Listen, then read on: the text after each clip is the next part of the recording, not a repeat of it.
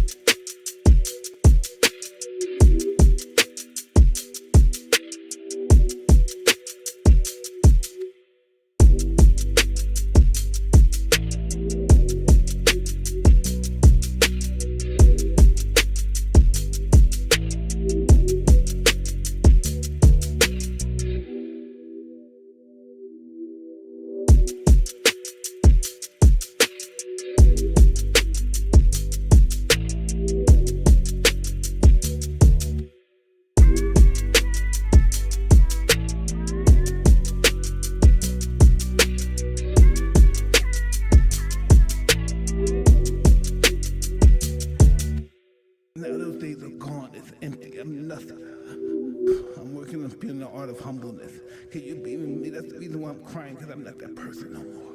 And I miss him. Because sometimes I feel like a bitch. Because I don't want that person to come out, because if he comes out, hell is coming with him.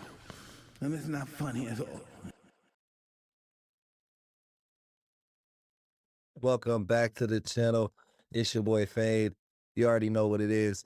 What's really cool about today's episode, I want to get straight to it, is you can actually call in to the episode and be on the stream.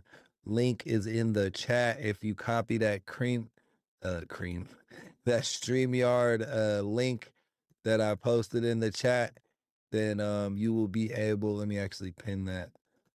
You will be able to call into the show and be a part of the stream and let your voice be heard. So that's going to be super dope.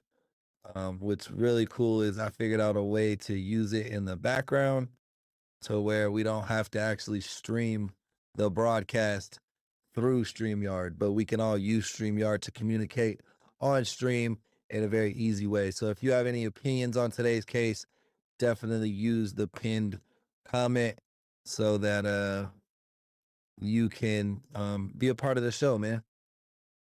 But with that being said, chat, remember, you guys are the star of the show. Hey, who that? Way to start out the show, baby. Way to start out the show, love. Shout out to you and George. Thank you so much for the super chat. Who that? Who that? Who that dropped that super chat? You already know, man. That's like every dollar's like 100 views on the YouTube algorithm. So that's literally like 2,000 views, man. Thank you so much, who that. Not only are you helping us financially, but helping us battle the algorithmic bots that control our YouTube views. So thank you so much for that. Thank you for the love. You already know. Hey, if you want to hear it again, keep doing what you do, love, and I'll sing it all day and night for you. You already know the deal. So yeah, today we're talking about Charlie Kirk, day 4 of the hearing. Day 5 will be out later today. I think they start court around 9 a.m. on the West Coast. So we'll check that out. Or maybe it's 9 a.m. East Coast. I don't know. I think it's West Coast.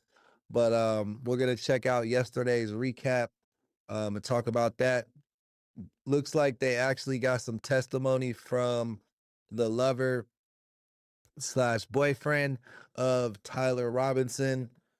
Who that? Who that? Who that dropped that super chat? Who that? Who that? Who that dropped that super chat? You already know. You already know. Keep them coming, sis. Keep them coming. We need them. Thank you so much, love. I appreciate the love and gratuity from you and your families. Hopefully George is getting better inside the rehab, man. I know that hip is probably hurting, man. So hopefully it's getting better, man. But so yeah, Tyler Robinson's lover testifies. We're gonna see some of his testimony or his video, I believe. They're also gonna talk about some gun evidence and DNA, how Tyler Robinson's boyfriend's DNA got on the murder weapons. I think they talk about the engravings on the weapons as well, or on the bullets. So we'll hear more about the actual ammunition he used today. Really just a lot of what type of stuff is only going to be privy to the judge and the jury and what's going to be privy to the public. So let's see where they're at. Let's go.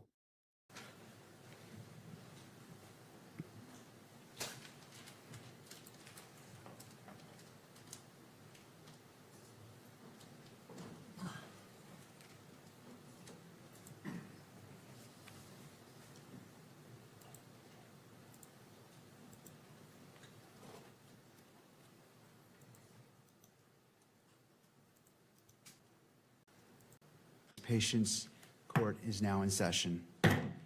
Calling case number 251-403-576, State of Utah versus Tyler James Robinson.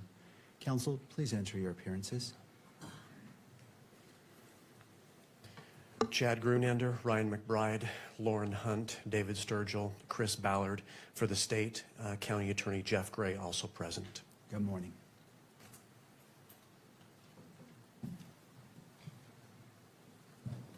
And Stacy Visser here for Mr. Robinson, who's seated at council table. Good morning. Good morning. Good morning, Mr. Robinson. And for the record, the court also recognizes the presence of Ms. Erica Kirk. Sorry. Why did they address her every time? They address Erica Kirk and they let the Kirk family lawyer talk like that. Is that normal in a case? Good morning, Ms. Kirk.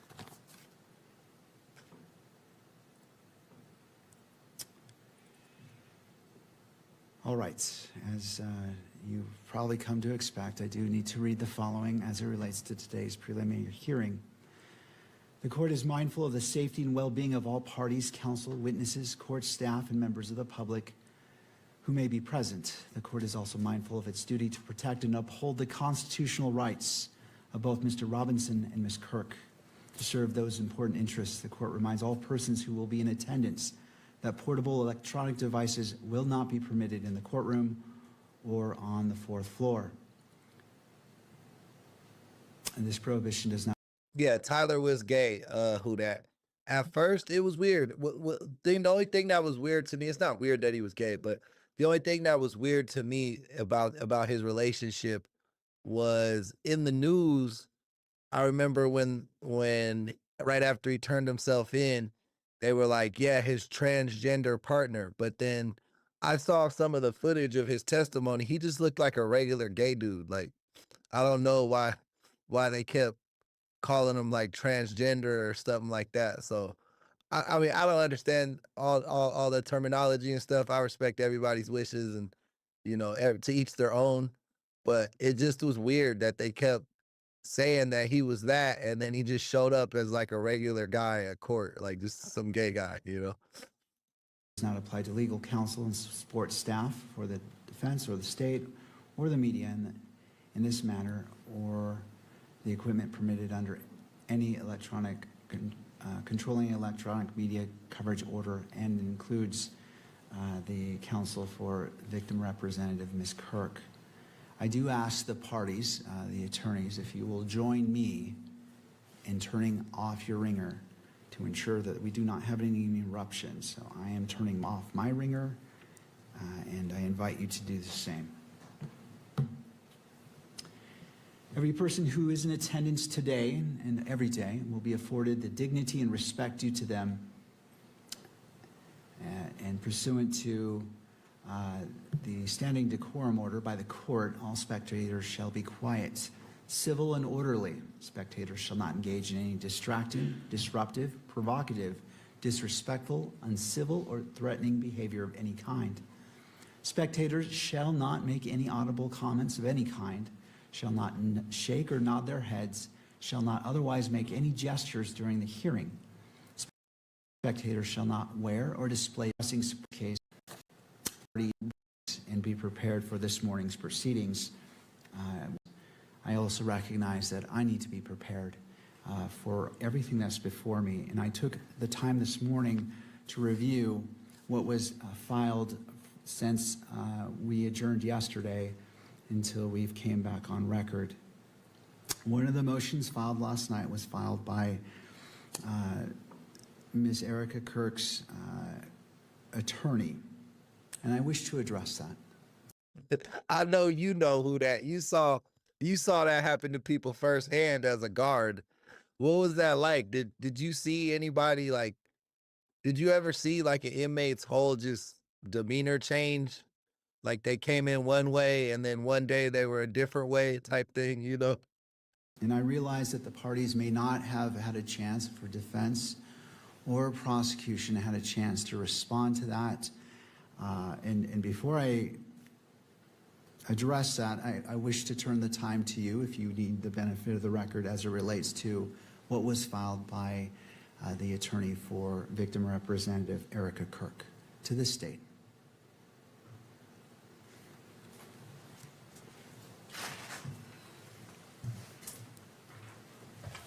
Good morning, Your Honor. Christopher Ballard on behalf of the state.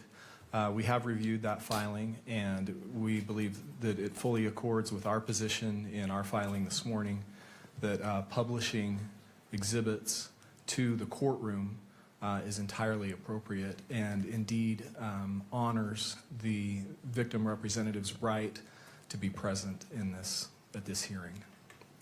Thank you, Mr. Ballard. To defense.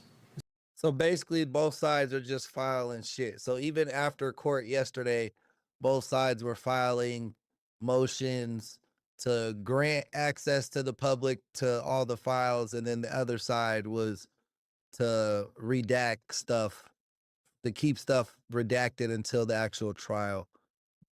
But my whole concern about this trial is it's gonna be tough to quote unquote give Tyler Robinson a fair trial in terms of jury selection, because we all know about this case. This might be like the highest profile case ever, like in terms of like the transparency and the scrutiny that the case is going through in the public eye, you know? Mr. Novak. Thank you, Your Honor. I read the pleading. I believe that every order that this court has made. This is Tyler's defense attorney. He's good as shit. I think Tyler's guilty, don't get me wrong, but he's got a good ass lawyer. I can't fucking hate. To date, complies with and respects the victim's rights under the Utah Constitution. I think that the rulings that the court has made the last few days do so. And I don't believe that the issues that are presently before the court going forward with the hearing with respect to exhibits in what I'll just call the 16 series interfere with any of the enumerated rights set forth in the Utah Constitution concerning the rights of a victim representative in any criminal proceeding. So that's our position. And I want to also be very mindful of timing issues because we spent a lot of time arguing without the court having the benefit of briefing yesterday. Mind you, I think these preliminary hearings are going to go 30 days. Usually a preliminary hearing for a trial will take 1-2 days max. This is day 4. Today will be day 5 in terms of the court hearing that's going to go on today. And I don't think it's stopping anytime soon. But we have witnesses we have to get to, including a defense witness who is not available after tonight. So I could, of course, as Your Honor knows, say much more, but the court has all the briefing, and I think we should move forward. Thank you. And as it relates to transparency and publication, does the news media wish to be heard on this issue? That's crazy. Who that? You ever just walked into some shit like, what the hell is this? Like, no, stop. Like, put that away. Get from under there. Only briefly, Your Honor. I've also reviewed. This is the, I believe this is the press lawyer. He's the lawyer for the press, like for the news. The submission from yesterday. The court has always set this three-step process, and I think taking each of those stages, admissibility, publication to the courtroom, and coverage by the in-court cameras are three separate inquiries. Of course, the media believes, the media will be the party who stands here at this lectern and says, we believe we should see as much as possible. We're maximalist in that way, while recognizing the importance of protecting all the rights, including fair trial rights. But the idea of publishing something, of keeping something off of the cameras at the rear of the courtroom, but publishing it to those who are present here also is a meaningful step towards transparency. And to the extent that the court is not comfortable with placing something on the video feed, the media does believe that allowing the media representatives who are here and the members of the public who are here to view that, even if those watching on the live stream cannot, is a. They said the people of the public. So people just be going to court, like random people would just show up to a court and watch that shit. That's wild. I never thought to do that. Maybe we should do that on the channel, man. Maybe we should go to some of these high-profile court cases and fucking become a real-life reporter. Meaningful victory for transparency, and we, of course, support that. Thank you. All right. Your Honor, the state would like to be heard on the briefing, briefly, For, the briefing that was submitted last night. all right, so I want to address the motion filed by the attorney for the victim representative, and then we'll transition to that. I'm just trying to do it incrementally so we can get it all addressed. See, you were cool, who that. You was still trying to give them some respect. Like, hey, man, I don't want no fucking paperwork, bro. Like, be smart about this shit. So in regards to that, and I appreciate the position of the parties, it is important for me to hear all sides. Article 1, Section 28 of the Utah Constitution recognizes important rights afforded to victims and victims' representatives, including the right to be treated with fairness, respect, and dignity.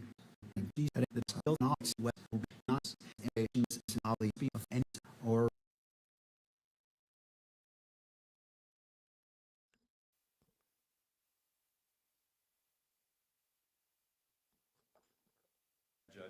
Okay, so I'll answer that question directly. asking, did you receive a copy of the edited video? Okay, so I'll answer that question directly. The state sent us a copy of the edited video. The redactions of the audio were exactly as the court ordered, but we noticed that the video, which followed, ended up being inconsistent with the redactions of the audio. So I brought that to the state's attention last night. I believe that they ultimately forwarded to the court what I'll call version 2 of the redactions, which redacts the video that would have made the audio. See, this is what I was talking about in our day 3 recap. This lawyer doesn't let nothing get past him, bro. If they fuck up just a little bit, he's gonna make this shit start all over. You have to resubmit this shit, resubmit this shit, resubmit this shit. This is like the second or third time on this same video. The first time, they tried to release it in its entirety. Then the judge picked out certain time frames that he wanted cut out. Then they cut those out it seems like they took the audio out of those. But since that part where the audio was redacted, you could still see the video. So now he's saying, well, yeah, they redacted the audio, but they didn't redact the video parts of that video. So basically, instead of just cutting out the audio for that part of the interview, they wanted to just be like a blank slate in the video for whatever time frames the judge had redacted. Audio redactions sort of superfluous or ineffective. So that's sort of where we are. But we may be not communicating with each other about the same issue. I'm not sure. Well, okay, I just want to make sure that in regards to what was to be cut out comports with those timestamps I just gave. It does. Plus, the parties believe that additional video needed to be cut out to match the court's intentions with respect to the audio. Right, and this is what I'm going to next. Mr. Ballard? Yes, Your Honor. I think we're on the same page. We did, in conjunction with discussions with the defense, first of all, we prepared the redacted video as Your Honor ordered. Then after discussing with the defense, we prepared a second version that still maintained the audio redactions as the court ordered, but we took out the video portions that the defense brought to our attention. All right, and I didn't see that, but here in this is the court's own independent finding after spending significant time last night reviewing it. So I'm requesting a video only redaction between 20 minutes and 29 seconds and 25 minutes and 23 seconds. And so what I looked at was what was on screen. So any video showing anything other than Mr. McBride and Lance Twigs was to be redacted, with the exception of the screenshots of the images pulled from the surveillance video and the FBI bulletin, which I think, okay, so Lance Twigs is the boyfriend of Tyler Robinson. I believe he's an FBI asset at this point. He's in witness protection. And I think that's why one of the reasons they're trying to be so, they want these tapes redacted. Because I think he's pretty much just giving away what him and Tyler had discussed prior to the actual assassination of Charlie Kirk, and then following the actual assassination of Charlie Kirk. I believe was also briefly displayed. I think we're all on the same page, based on what the court just said.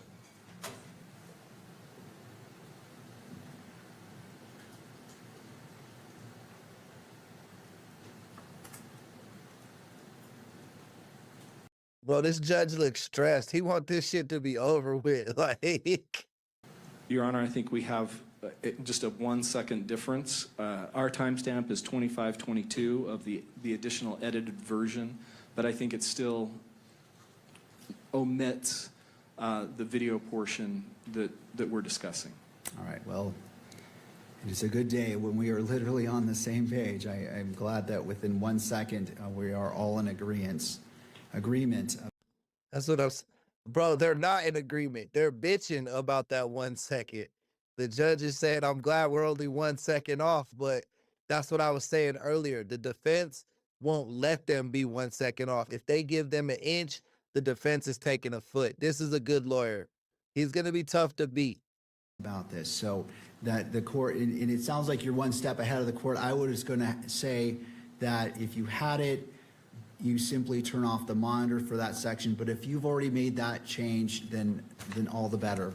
There are 2 additional changes as well. And this is very short, and so I'll leave it to the state if you wish to just in real time pause and fast forward, or wish to redact it. I'll leave it to you.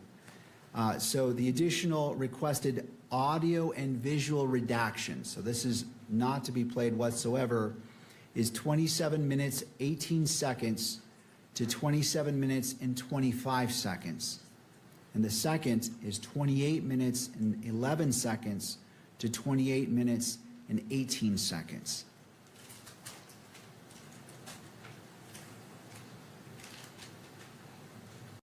first portion.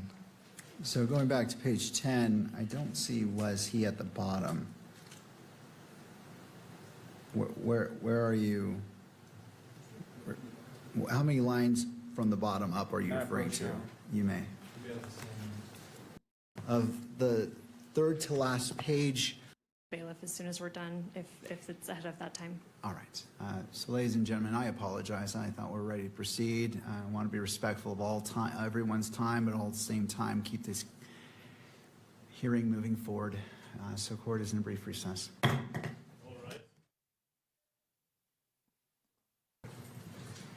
Court is back in session, noting the presence of the parties, all being present.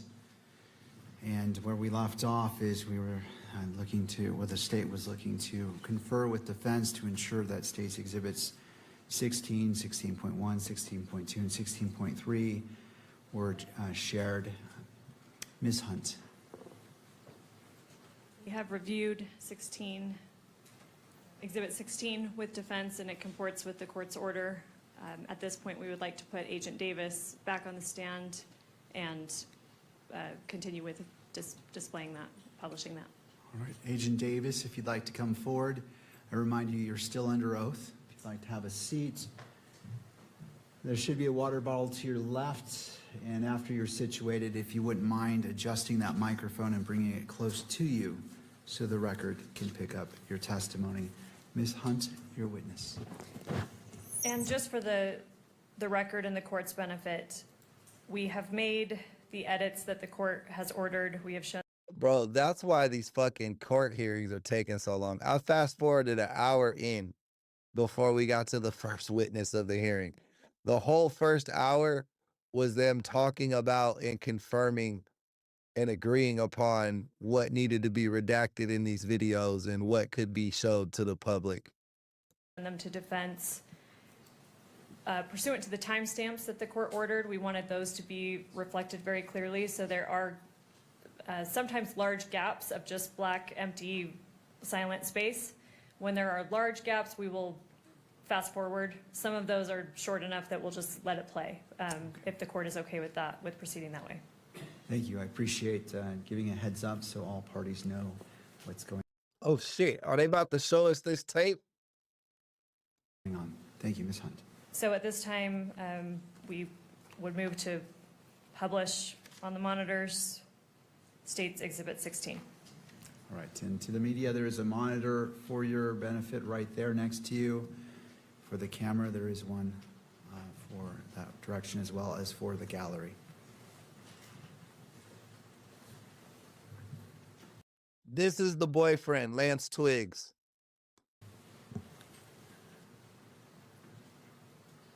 This sounds like a comic book character or some shit, right?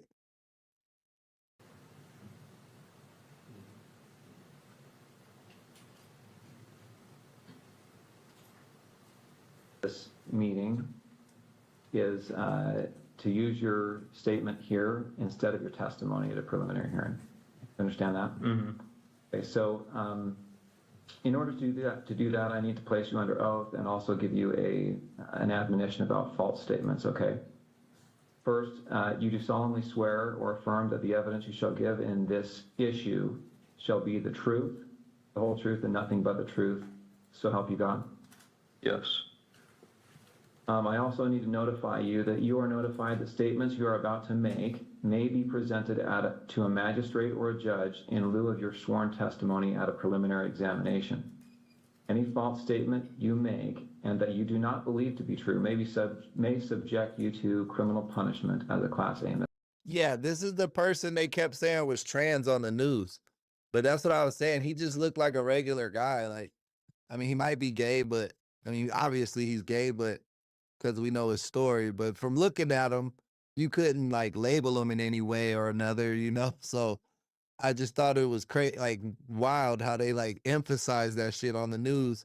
And then we see him and he don't, you know? Misdemeanor. You understand that? Yes. It potentially could be used as, for punishment as a higher offense as obstruction of justice. In addition, I just want to make sure that our recording here is clear that you've also been given a federal agreement and a state agreement granting you immunity from prosecution for materials that you discuss now. Do you understand that? Mm-hmm. Okay. First, we're going to cover some of the things that you've already talked about, but to make it as part of this record. First, what's your name? Full name with middle name or just first and last? First and last is fine. Okay, my name is Lance Twigs. And do you know Tyler Robinson? Yes, I do. Well, yeah, I do. And this is the same Tyler Robinson that's been charged with the shooting of Charlie Kirk? Yes. And would you say when you first met Tyler? I think it was 2023. I've known him longer than that, though. That was, I think, the first time I met him in person. Okay. And will you describe your relationship with Tyler when you first met him anyway? When I first met him, I didn't know him super well. He was just a new roommate, so I knew he knew my friend group, and I knew he liked playing games, but that's about it when we first, when he first moved in. Okay. Before we go on, I realized my mic was muted at the outset. Was yours on, your microphone? Okay. I'm going to repeat those admonitions just to make sure we got it recorded. Okay, so again, I place you under oath. Just to make a record, I'm going to do it again. You do He fucked his mic up. When he turned his mic on, that shit started double recording. He thinks it's working now, but that shit got worse. solemnly swear that the evidence you shall give in this issue shall be the truth, the whole truth, and nothing but the truth, so help you God. Yes. And again, I'm going to give you the false statement admonition. Sorry, hold on. If they're saying that it's echoing, so I think this one's mic is on. Okay, sorry. Okay, you know I'll mute my mic. That's fine. Okay. Okay, so we should be good. All right.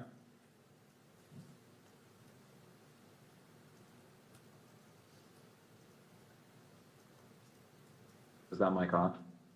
Yes. Okay, great. Sorry. All right, okay, sorry about that interruption. All right, so you said when you first met you were roommates? Yeah. Okay.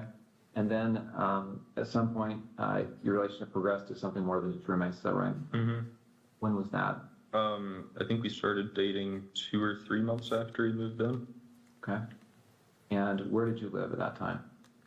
St. George, in an apartment complex.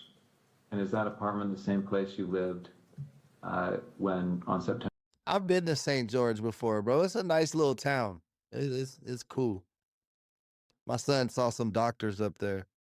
September 10th? Yes. When you lived there with Tyler, were you in the same room? Did you live in the same room or different rooms? No, separate rooms. And at that time, let's say September of 2025, what were you doing with your life? Were you working, school? I was working. I was doing like bathtub and shower repair and stuff in new construction. Okay. How about Tyler? I think he was both working. I think he was working for an electrician company then, and he was also in a trade school for being I don't know, higher ranking electrician. I'm not sure how the trade system works for that. Okay. But So he was an apprentice and he was studying to be a journeyman electrician. I see, that's weird too. Tyler didn't even go to that school. Him or neither one of these guys went to that school. I thought at least one of them were a student there. yeah, I think he was both. What was his typical work day like? I think he'd leave around 7 generally and get back around 3 to 4, depending on where the job was and how long it was for the day. And then on certain days of the week during school, semesters, he would then later in the day, I think around 5 or 6, go to school. So, yeah. Okay. Let's jump to September 10th. Did he spend the night in the apartment the night of September 9th into September 10th? Into September. Yeah, he did. Yes. Do you know when he left the apartment on September 10th?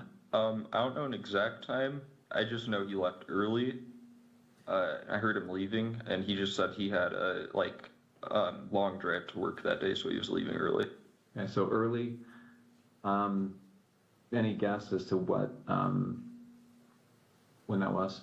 I don't know. I would have thought it was 5 a.m. because that's when like an early work day was for him, but it was probably more like 4.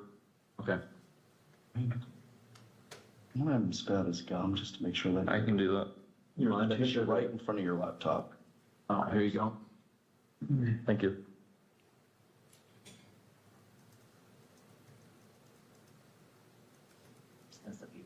Thank you.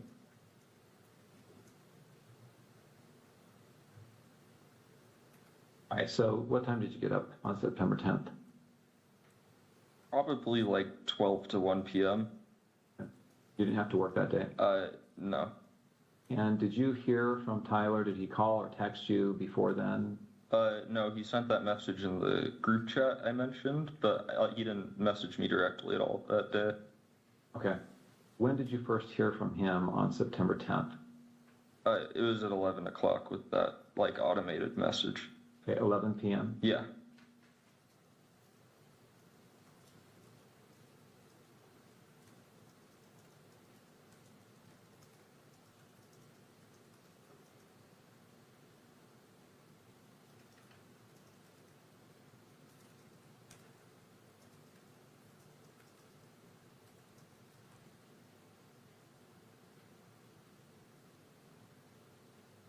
What about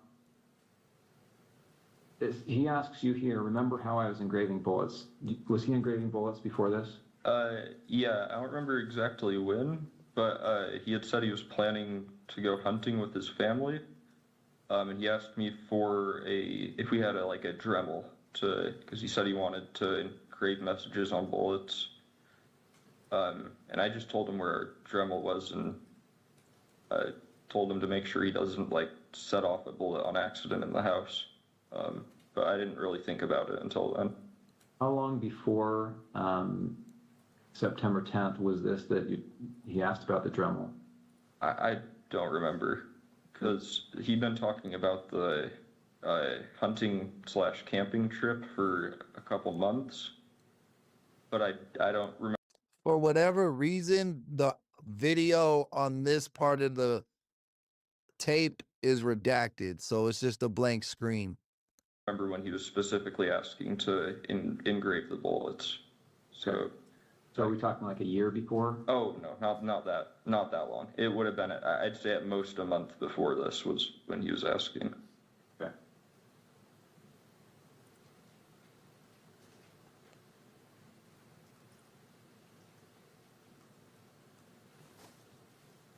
Okay. All right. You talked about the note that he left. I want to bring this up, and I should say that these text messages that we've been looking at here are Bates number 54. Okay, the notes have been titled 16.3 with a note, and this is Bates number 58. Do you recognize that on the screen there? Yeah. What do you recognize it as? That was the note under his keyboard that he was referring to in the first text of that chain. Okay, so where did you find this? On his desk underneath his computer keyboard. And I assume you read it. Yeah. And then what did you do with it after you read it? I believe I just put it back down on the desk after I took a picture of it. Okay. And again, the time you read it was probably around 11 o'clock or so on the 10th. Yes. The night of September 10th. Mm-hmm. All right. And did you ever see that again after you placed it back on his desk? No, I don't think I did. And that was a desk in his bedroom? Yes. And that's a separate bedroom than your bedroom? Yeah. I now want to go to what's been titled 16.2. And do you recognize this series of messages here?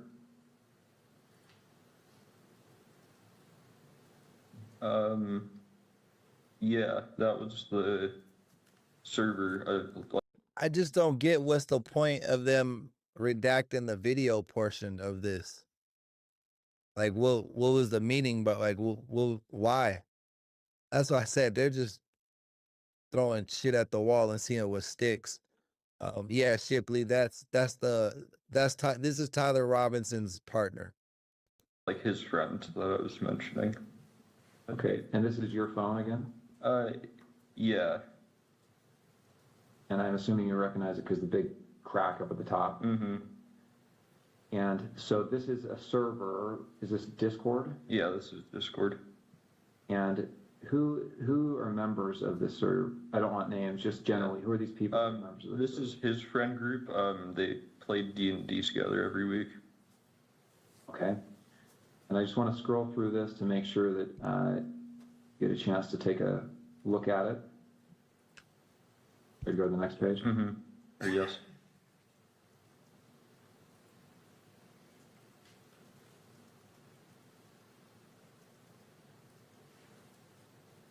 So Tyler Icom, who's that? That's Tyler Robinson. And these other people are just others that are members of the server? Yes. Jug, Barnaby, Marina, DM. Mm-hmm. Yes. Yeah, like DM means Dungeon Master. So these are like, most of them are names they're using in the game they're playing currently. Got it.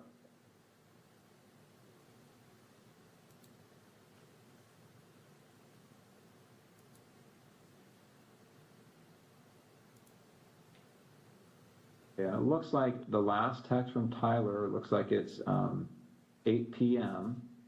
And do you know what day this would have been? 8 p.m. on the 10th or the 11th? I would think that would be the 11th. Because at least I think so, because I don't think on the 10th that he messaged anyone before me at like 11. So. And he turned himself in on the 11th, right? I thought so, yeah. Okay. So again, we're just going to go through this so that we have a record of the messages.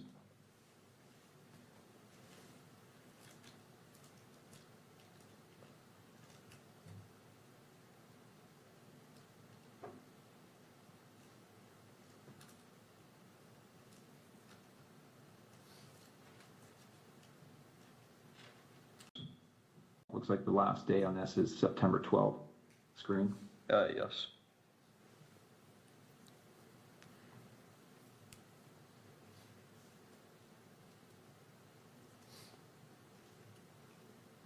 Like, and then all these random cuts. It really makes the interview hard to follow with all these redactions. Right, so again, those messages covered from September 10th to the evening of September 11th. Now, September 11th, what time did you see Tyler on September 11th?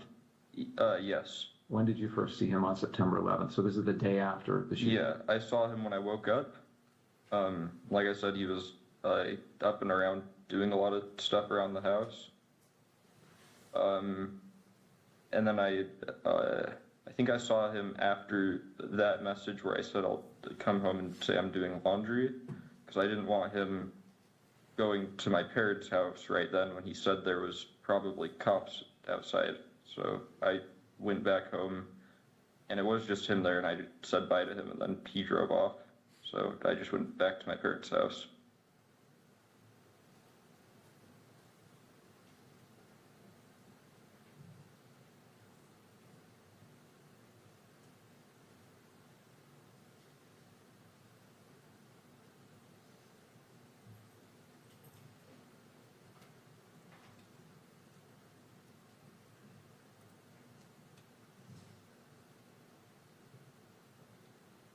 So he acted erratically.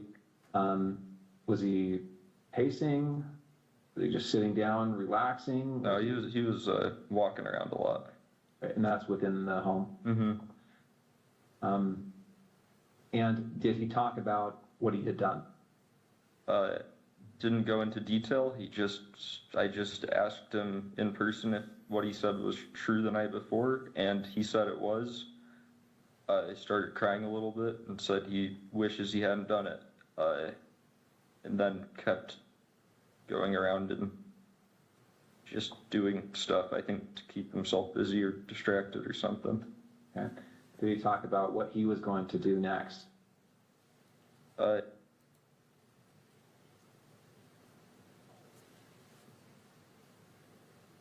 then eventually said that he would talk to his parents or turn himself over. Okay.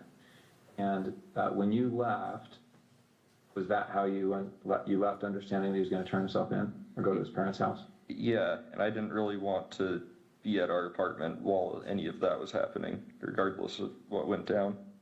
Okay.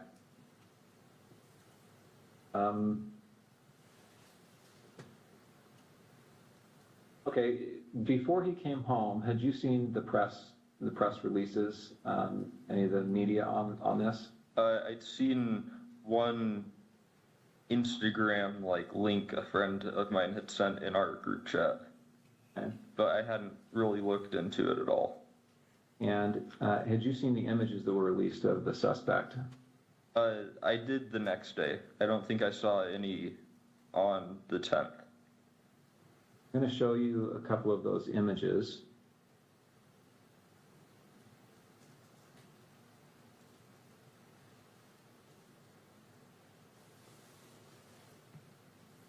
Okay, I'm on the FBI's website. You can see the URL there at the top. This is some press release about this event. And here on the screen, you see these, looks like there's 2 rows of 3 images. Mm-hmm. Do you recognize the person in these images? I wouldn't say it with 100% certainty just because of camera quality, but that looks like him in terms of the shoes he's wearing, the sunglasses. I don't think I'd specifically seen him wearing that hat, but he was usually wearing a hat, and then jeans. So it definitely, especially the bottom, the last 2, definitely do look like him. Oh, they do look like Tyler Robinson. And you talked about that with your friends, right? This looks like him.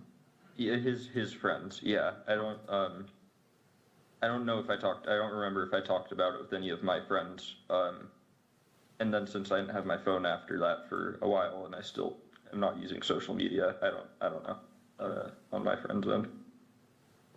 Okay.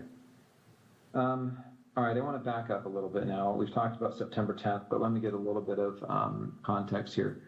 So, did you game with Tyler? Yeah. What kind of games? We played some just kind of party games together, like anything that would be multiplayer with a group of friends. There was one game he really liked called Sea of Thieves, where you play as like a pirate, and you can fight against people, but most of it's just like fishing, fighting sharks, skeletons kind of stuff. We played some co-op games where it's like you both have to work together to win in whatever way. Way back when I was just out of high school, when I first knew him online, we played some like shooting games together, but I didn't know him very well, so that was just when we had like a whole friend group on to play, and he was someone that my friends invited. Okay. Did you and he ever talk about politics? He did more than me. I don't really keep up with politics very much. He'd usually talk about stuff he heard on the radio on his drive to work in like their work car, since it sounds like their whole crew went in the same car most of the time. But I wouldn't say super consistently, because it wasn't a topic I really contributed much on. What about Charlie Kirk? Did he ever talk about Charlie Kirk? I personally had never heard him talk about Charlie Kirk before specifically. Okay. How about Political issues. So did you ever talk about gender identity issues and LGBTQ rights? No, not really. Usually if he did talk about politics stuff, it was relating to Trump or current like policies being like issued or voted on, I think. But yeah.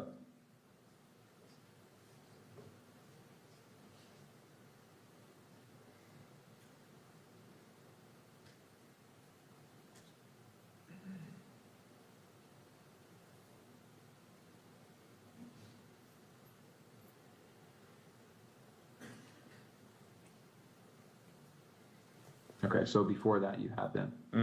For a short time, yes. Okay. And I understand you're going by Luna at some point? To some people, yeah, but not as an overall thing.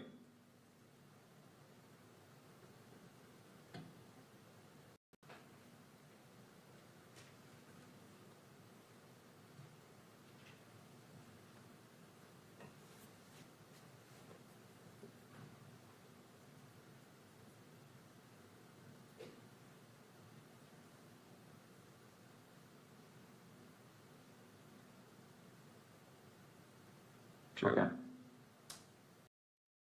Yeah, bro. Like the redactions really fuck up the flow of the interview. Like I wanted to hear about his fucking political views or what this guy said his political views were, you know, in terms of Tyler Robinson. Because from everything I've heard, he comes from a super conservative family. So I don't know. It's just like everything's so random and so opposite in this case. Okay. But our guy Matthew says Erica allegedly paid Tyler and his family to take the fall. I don't know. My conspiracy theory is, remember I told you last night how I think conspiracy theories work. I think they get wind. Hold on, I got something going on. I think they get wind of like somebody's gonna do some crazy shit, and then they just let them do it, and then maybe they'll aid them without them knowing. Like Tyler might have got up, allegedly, might have got up on that roof and took a shot, but maybe his bullet wasn't the one that actually hit. Like there was like another, you know, conspiracy dude that's from the powers that be who really took the shot. You know, but then they just let Tyler go along and thinking he was going to do all this shit so that they have the evidence to be like, oh yeah, that guy did it. Kind of like the way I think 9/11 went down. Like they could have stopped 9/11, but they didn't because they were like, if they do that shit, we could do this. You know, like a lot of times for them to do some shit, they feel like something big has to happen and then they could take more control.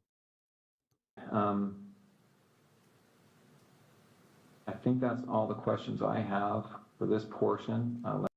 Yo, what up, Johnny? Welcome back to the chat. Shout out my boy, man. Appreciate you. Appreciate you being a member, man. That means a lot to me. Thank you for helping sponsor the stream. Let me check and see if I've missed anything.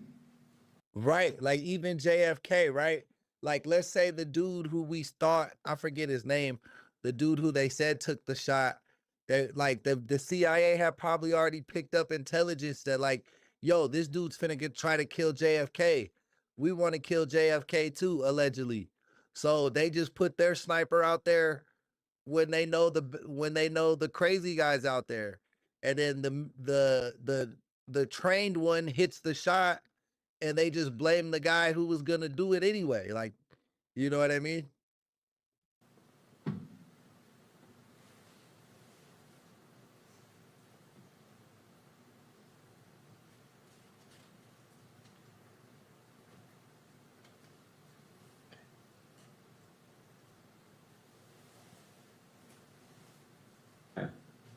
The Dremel that you talked about, you said he had asked for that, is that right? Mm-hmm.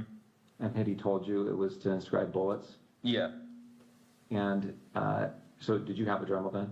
Yeah. Okay. It was in our, like, our apartment, we had a section where we kept all our, like, random tools for household stuff. In our, like, lower basement level pantry. So yeah. Okay. And did you give that to him or tell him where it was? I just told him where it was, yeah.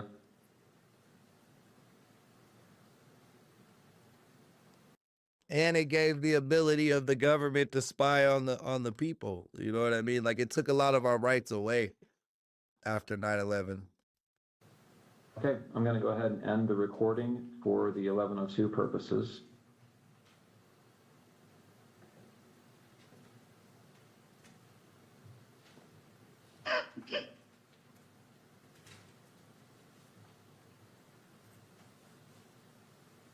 So that was the video. That was the video of Tyler Robinson's boyfriend. Heavily redacted. All right, that concludes State's Exhibit 16. Ms. Hunt. Thank you, Judge. Agent Davis, I asked you yesterday, but I want to remind the court and those present. Were you? And yeah, who that? This whole trial is a waste of taxpayer dollars if you think taxpayer dollars actually pay for stuff.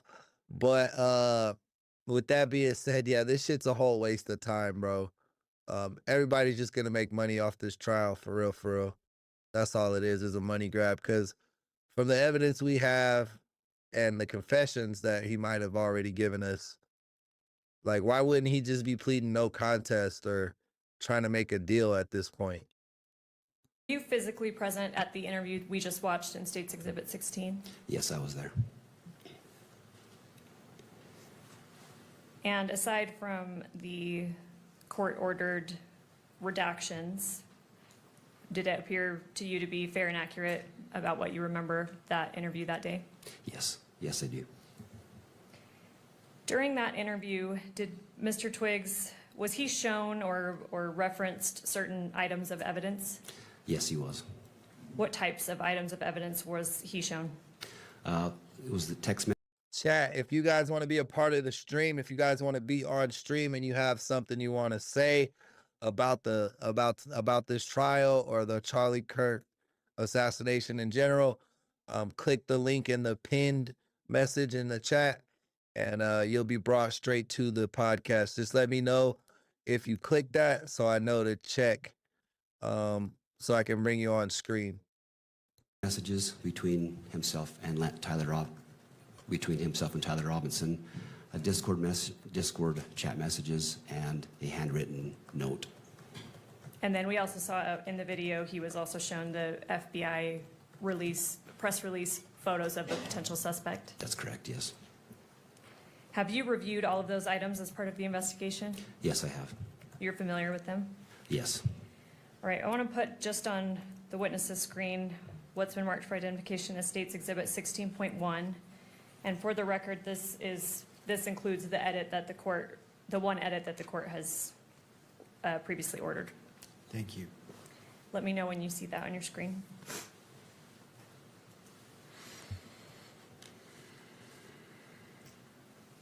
You're on mobile. Copy. Excuse me. If you're on an iPhone, you'll have to copy it and then paste it into the browser. It won't let you click it. If you have an Android or you're on PC, you should be able to click it.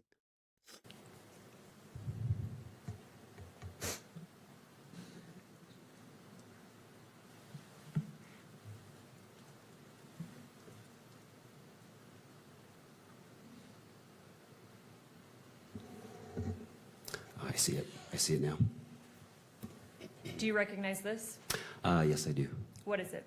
This is a photograph of screenshots of text messages between Tyler Robinson and Lance Twigs. This is a photograph of Lance's phone. So sorry, you said photograph, you also said screenshot. Can you differentiate or clarify there? Sorry. These are photographs directly from Lance's phone. How do you know that? In Lance's first interview, he's showing the FBI agents these text messages, describes them to the agents, and at that time his phone was photographed. And you testified, I believe yesterday, that Mr. Twigs' first interview was the morning of September 12th, 2025. Is that correct? That's correct, yes. Were you physically present at that interview? I don't think mobile can click. Yeah, I don't think you could click it then on mobile. Just highlight it. You have to highlight the message, the URL, the website link, and then paste it into your browser. And then it should let you video chat in from your smartphone. No, I was not there. Have you spoken with the officers or agents that were? Yes, I've spoken to one of those agents that was there.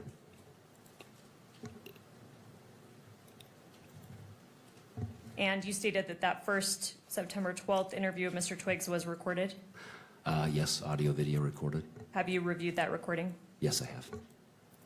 So you stated that we're looking in State's Exhibit 16.1 at a picture of Mr. Twigs' phone. Yes. Do you know who took these photos? Yes, it was Agent Larson with FBI. Did you speak with Agent Larson and confirm that? I did.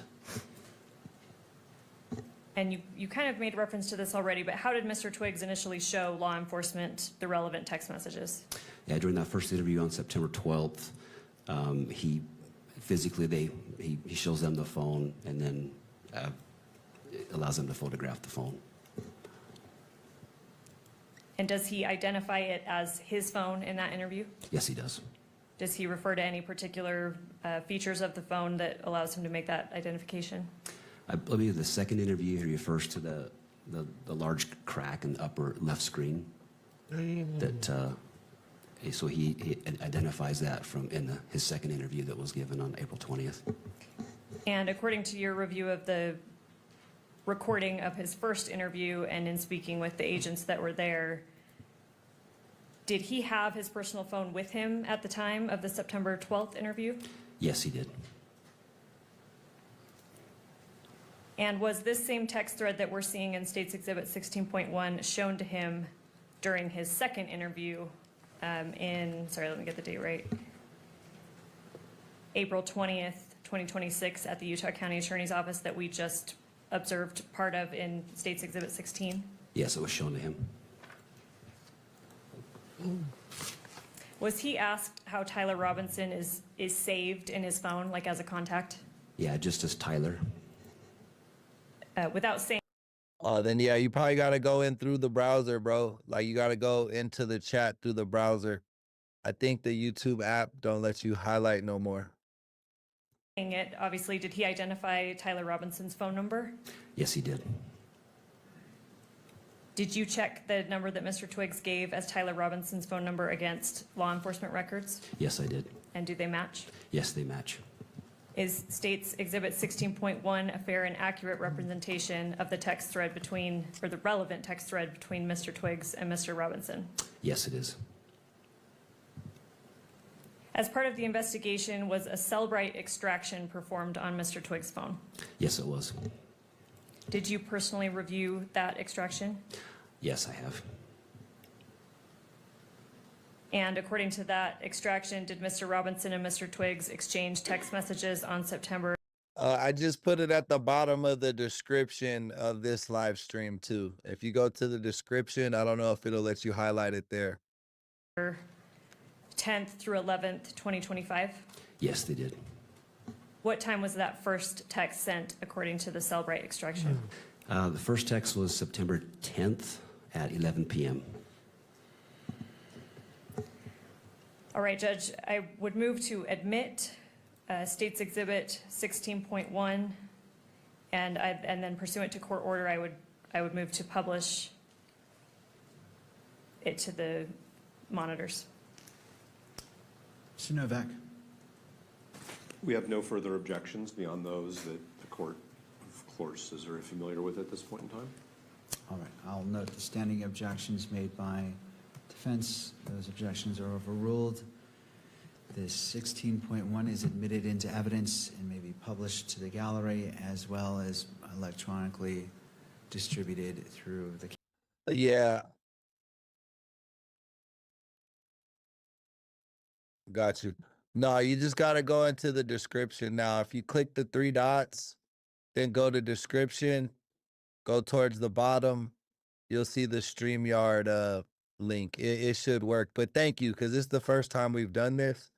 So it's trial and error to figure out like a smooth process to onboard people if they want to come on stream, you know. So you're kind of like a guinea pig right now. Camera. All right, Agent, I'm not going to go through every single message, but I do want to have you read aloud certain portions of them. And I apologize to council, these are not actually given a page number. I have page numbers, but I'm happy to confer that we're on the same page as we go. So here we're looking at page 1 of State's Exhibit 16.1. If you could read a little more than halfway down where it begins Wednesday, 11 p.m., will you start reading underneath that? Yes. So this would have been from Tyler. It says, drop what you're doing, look under your keyboard.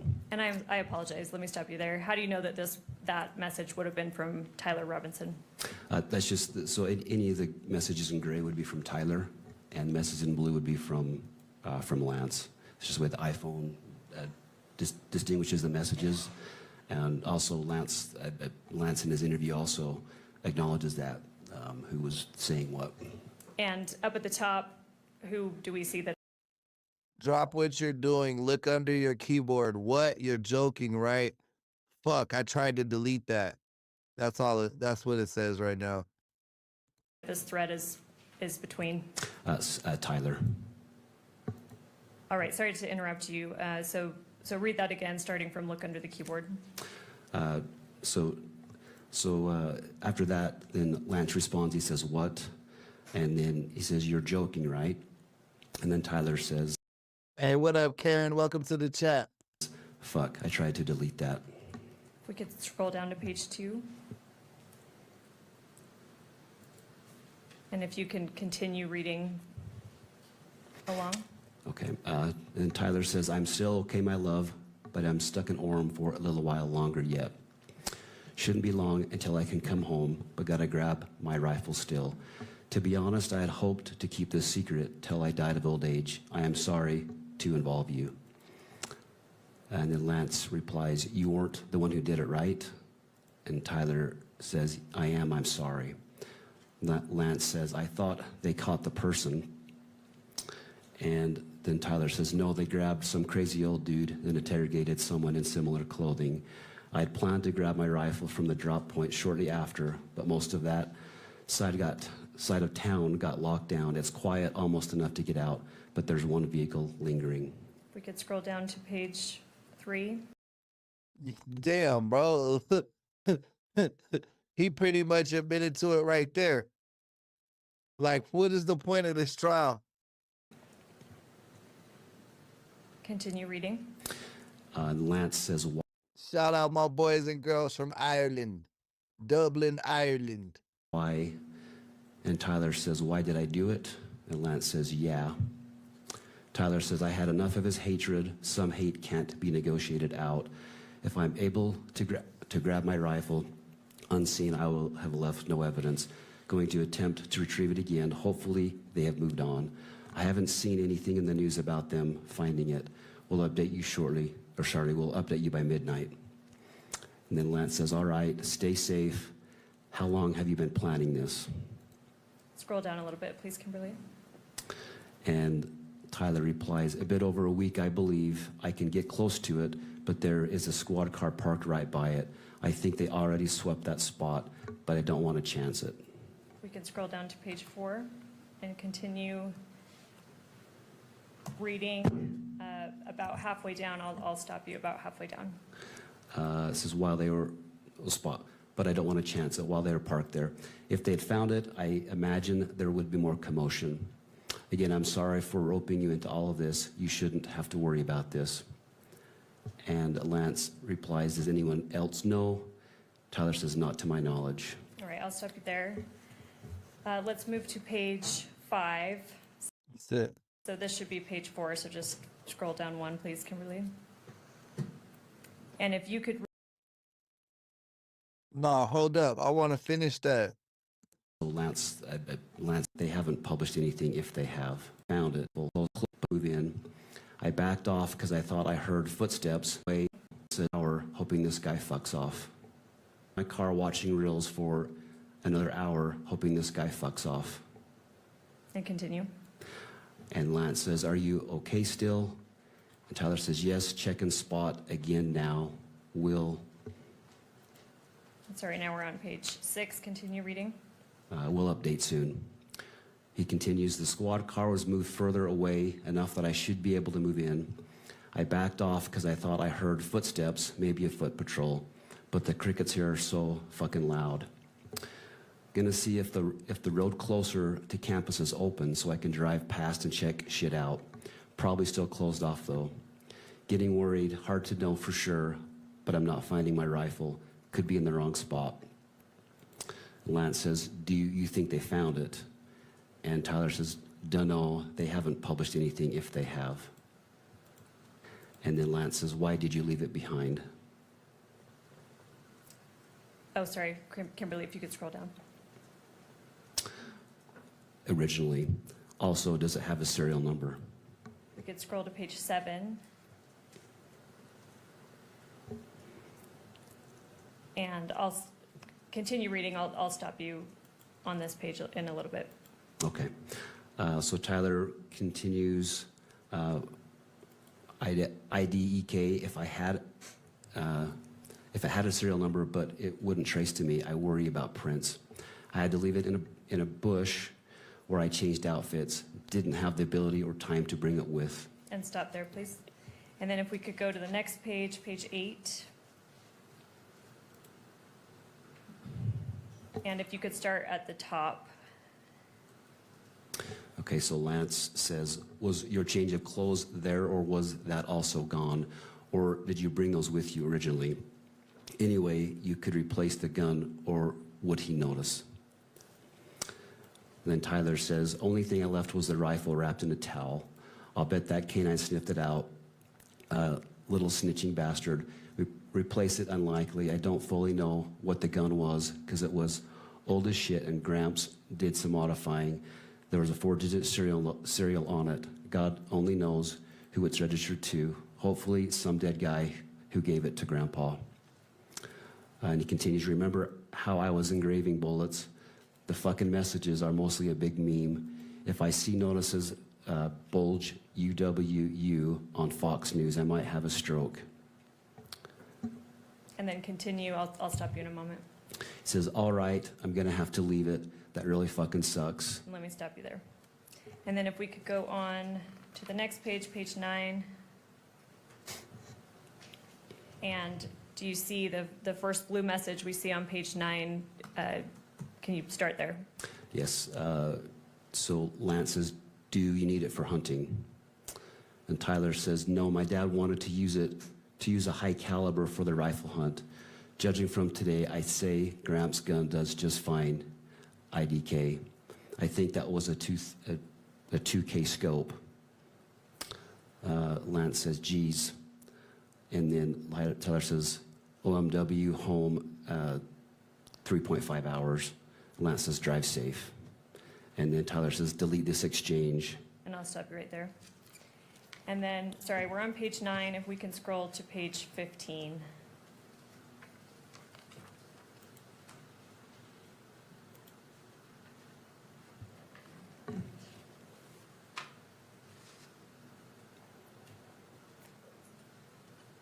And then the second grade message on page 15, if you could start there.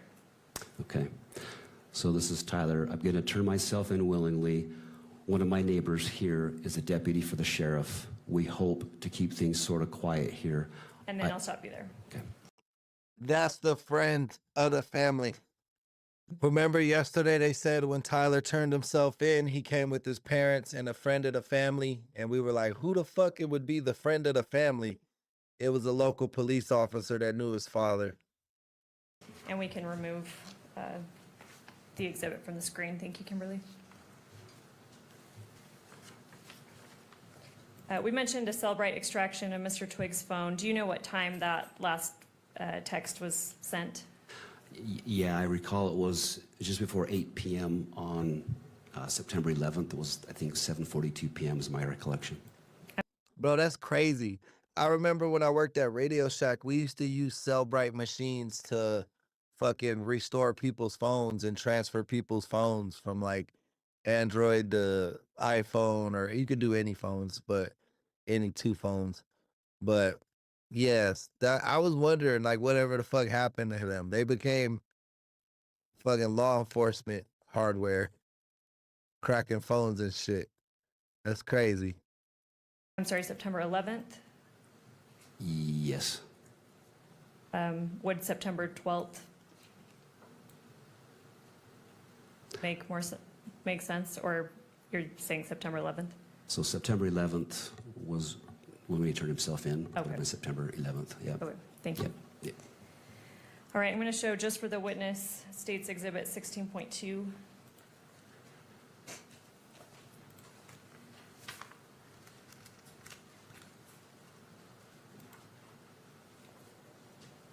Let me know when you see that. Okay, I see it. Do you recognize this? I do, yep. What is it? This is just more photos of Lance's phone. Yeah, we saw that part, Janice. When we saw the Tyler interview, he said, or the Lance Twiggins, whatever his name is, interview, and he said when they showed him a picture of Tyler on the campus, he said, I can't 100% say that's him because of the quality of the camera, but it does look like him. That's what he said. And these are the sorry, I had to bring, sorry, go with your question. Matthew, I heard that it couldn't be matched. Like basically the gun was untraceable. There was no serial number, and the round that he used was a round that like basically it didn't leave like an imprint because of the barrel of the gun. Some guy explained it to us in the chat last night. It made sense. Please. I'm just asking what it is. So you said it's a photo of Lance's phone. Do you know if that's from the same time period as the exhibit we just looked at? Yes. And what is it of? These are the Discord messages of that Lance had talked about. How do you know that? So Lance, in the first interview with FBI, shows the phone. The photos are taken by Agent Larson, and then these images are shown to Lance during his second interview, and he confirms that these are those same messages, and this is photos of Lance's phone. You mentioned an Agent Larson took the photos. Do you know if he's the same agent that took the photos of this exhibit, 16.2? Yes, same agent. And you spoke with him to confirm that? Yes, I did. Are you aware if Mr. Twigs is actually part of this Discord thread? Yes, he is a part of it. He doesn't, in this section, he doesn't reply to it, but he does state in his statement that he was part of that thread. Does he identify whether Mr. Robinson is part of that thread? He does. I don't think they understand how fucking Discord works. Basically, y'all know if you're in our Discord group, you have a server, which would be like the name, right? The Fade King True Crime Reviews, that's the server. And then inside the server, we have different chat rooms. You have like video submissions, bot command, clip submission, memes, chats, food pics, IRL pics, donations. Those are our different text chats that we have. And then we have voice chats where you can share video and shit like that too. So basically, not every Discord is set up the same way. You can customize it how you want. But usually there's a main chat where everyone kind of just talks about random shit. And then other sections will be for more specific categories, you know? But it's not like a thread that you have to add yourself to. If you're a part of the server, you could just go in and read the chat, you know? And when did that happen? He identifies that in his first interview with the 2 FBI agents, and then he again confirms that in the second interview. Did Mr. Twigs say what username on Discord Mr. Robinson used, at least with respect to this thread? Yes, it's the Tyler/Icum, IKUM. And is Exhibit 16.2 a fair and accurate representation of that Discord thread? Yes, it is. Did law enforcement send, as part of your investigation, did law enforcement send a subpoena to Discord? Yes, they did. Were these messages recovered via that subpoena? They were.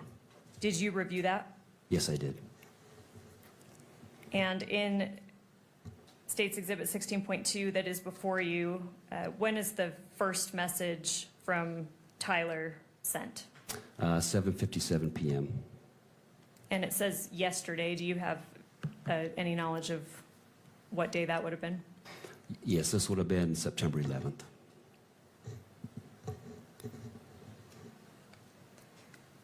So Tyler sends the first message that you're seeing on Exhibit 16.2, September 11th at 7:57 p.m. Yes, that's correct. You testified earlier that Mr. Robinson arrived at the Washington County Sheriff's Office approximately at 9 p.m. Is that right? Yes, that's correct. And although you weren't physically present there yet because you were flying down, how do you know that he arrived approximately around 9 p.m.? Just based on the police reports I reviewed and then go back and look at the video and such.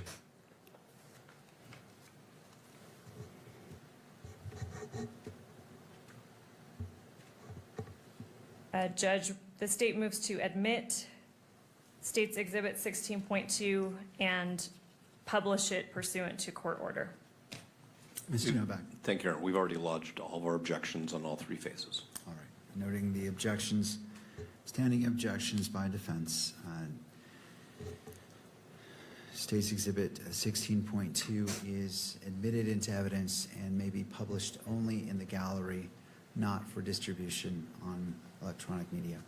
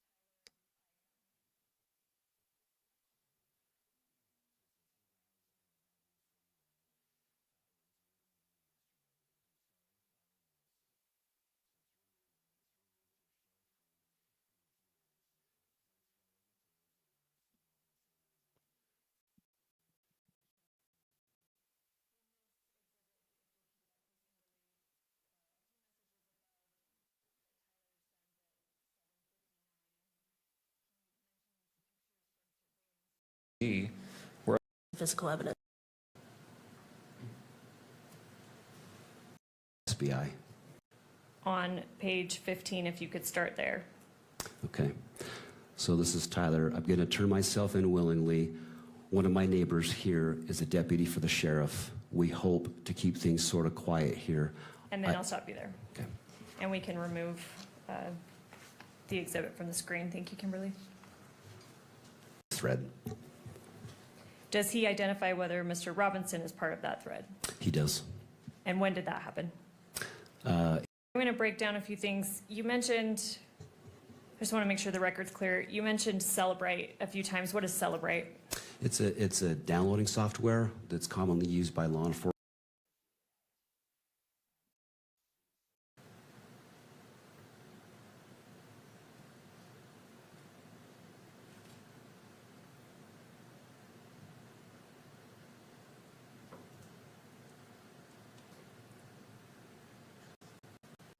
Thread between Mr. Robinson and Mr. Twigs.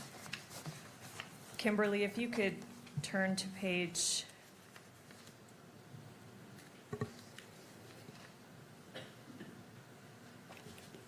17.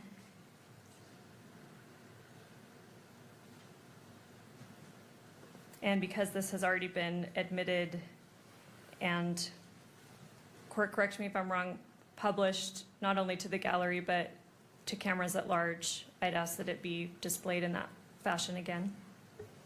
All right. Any input from any other party on that request? No. All right, thank you. It may be published, and the media may pick this up as well. Agent Davis, if Bro, right when he started getting to some good shit on the text, they like turned that shit off. I don't know, man. I think the state is giving up too much. I think they feel like they're just trying to get through these hearings. But I feel like Tyler's defense got some shit up their sleeve, bro. He might fuck around and walk. I can direct you to the very last message on that page, starting with "if any," if you could read that out loud. Know where Campus Drive is? Yes, Campus Drive is this road that winds right along here. Okay, and so that's kind of the windy road that begins in the upper left-hand corner of the exhibit and winds down through the center of the map and kind of exits to the middle right side of the map. Is that right? Yes. And the wooded area, where is it in relation to the Campus Drive? It is north of Campus Drive. Okay, kind of in that, probably the center right of the map. Is that right? Yes, that's correct. Will you describe, first off, what is on the south side across the street from the wooded area? Yeah, so on the south side of the south side of the wooded area, we have the computer science building, which is to, I guess, east.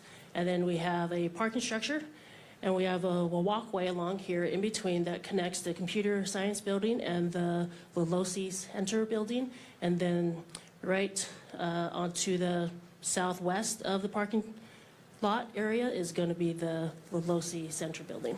Okay. Now, you referred to the area across the street from the wooded area as a parking structure. That's a parking lot, right? I'm sorry. And there is a parking structure on campus, correct? Yes, there is.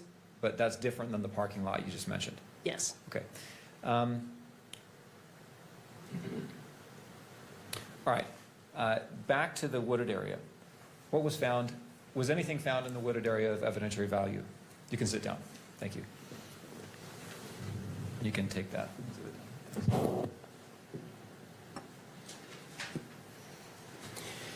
May you repeat your question? Was anything of evidentiary value found in the wooded area? Yes, in the wooded area, a rifle that was wrapped in a dark colored towel was found there. And how did you learn about that? I found that out because just a little bit before 6 p.m. That day, I received a call from Utah County Sheriff's Office, who was tasked with searching that area. Do you know why they searched that area in the first place? Yeah, so they searched that area because I received a video that was from the UVU security footage. This was a video. Was anything of evidentiary value found in the wooded area? Yes, in the wooded area, a rifle that was wrapped in a dark colored towel was found there. And how did you learn about that? May you repeat your question? Was anything of evidentiary value found in the wooded area? Yes, in the wooded area, a rifle that was wrapped in a dark colored towel was found there. And how did you learn about that?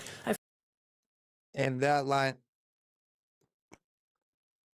lines up with the text messages that we saw earlier when he was texting his boyfriend. Remember, he said, "I left my rifle in the woods.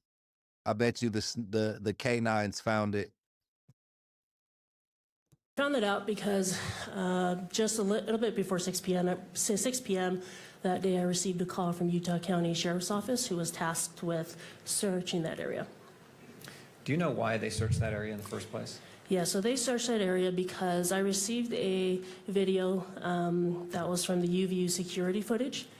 This was received by our command post on scene, and it showed who we believe was the shooter on the rooftop run from the southwest corner all the way to the northeast corner, jump down, and Hey, Rhonda Sue, thank you for the sparkles. Appreciate the love.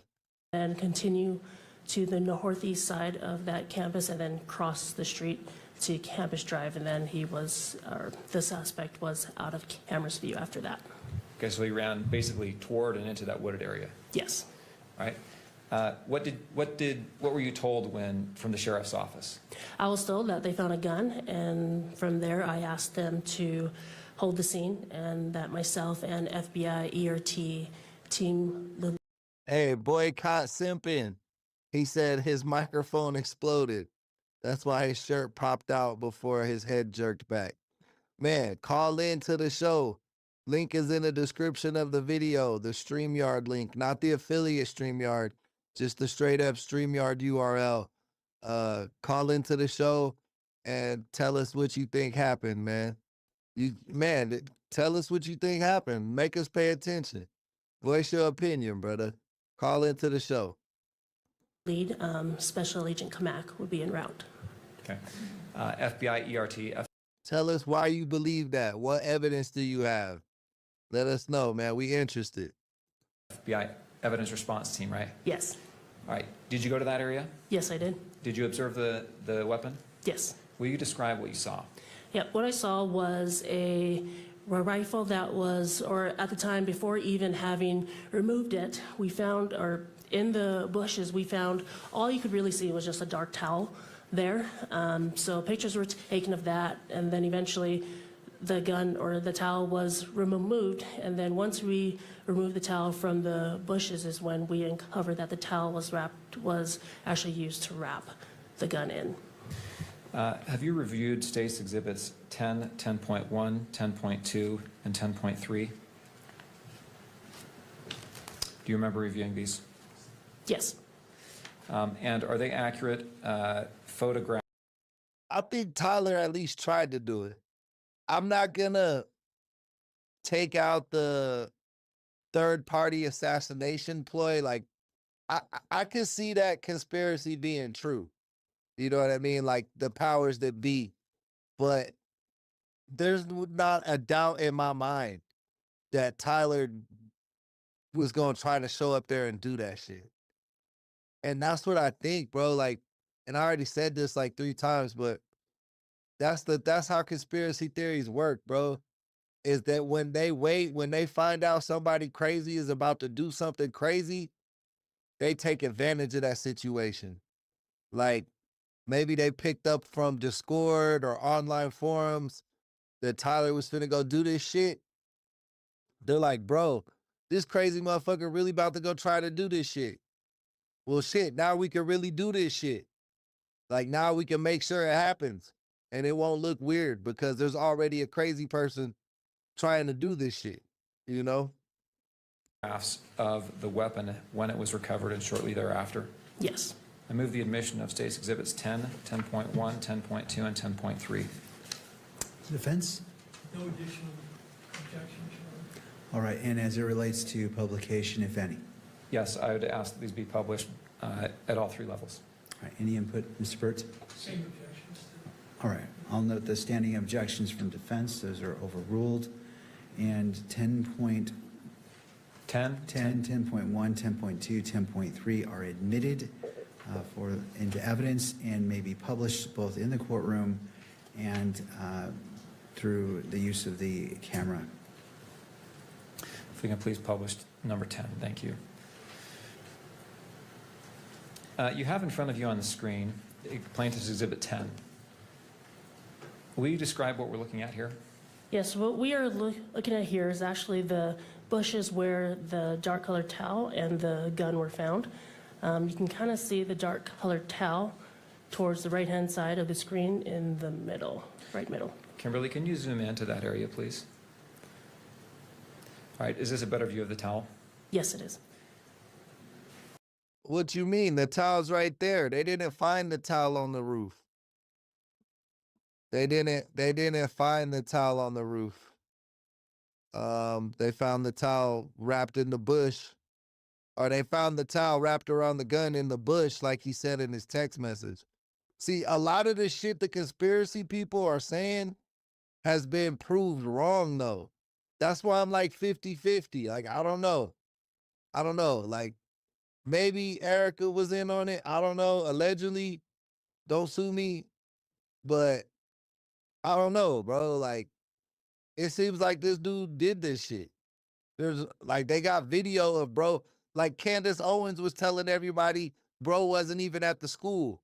We got videos of this man running all around the fucking school, eating Chick-fil-A at the school. He don't go to that school. His boyfriend don't go to that school. Like no matter what, whether he hit the kill shot or not, he was there to do that shit. I believe that.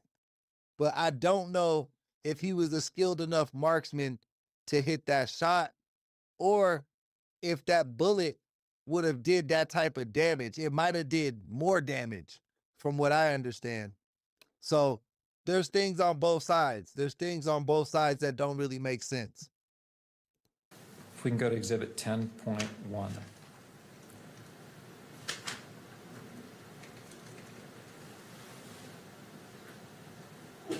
Will you describe what we're looking at in Exhibit 10.1?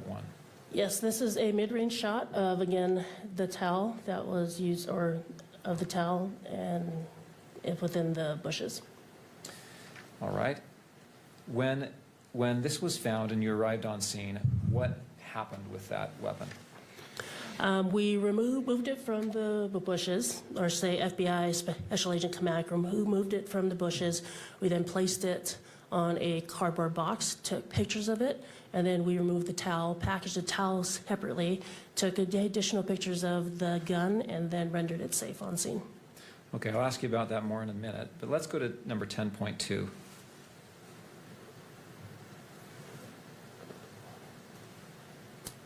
Will you describe what we see here? Yeah, so what you see here now is the dark colored towel and the rifle that is in the towel, and it is in a cardboard box. Why is the towel still around the gun? And then another thing that I will give, another point I'll give to the conspiracy guys is they said this shit was some old ass rifle that couldn't be identified. It don't look that old to me. It looks like a modern day rifle. Like, we wanted to document us. This isn't a good picture, but I've seen other pictures of it. So how it was found. All right, let's go to 10.3.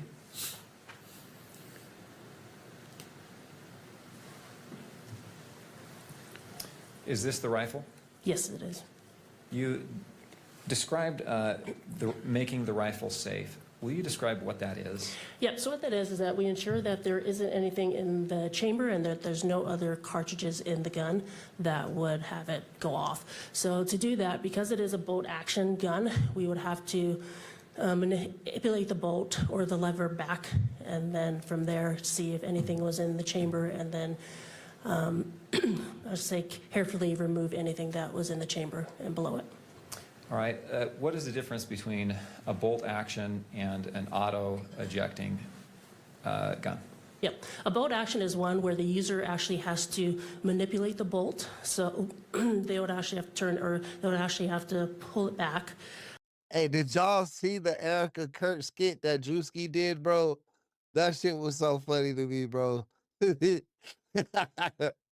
And forward to whether it be to load it, lock it, as well as extract anything that's in it. Unlike a semi-auto gun, that is one every single time you pull the trigger, a bullet will be fired, and then from there, a casing will be extracted out, as well as a new cartridge will then be automatically fed into the chamber. So if you shoot a bolt action rifle, does that spent shell casing automatically exit the gun?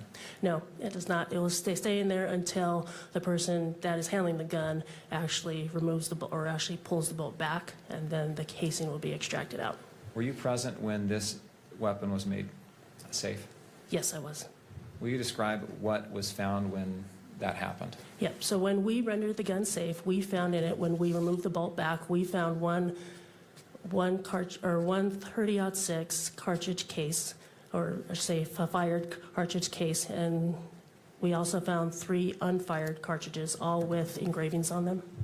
Okay, I want to make sure we understand the language you're using.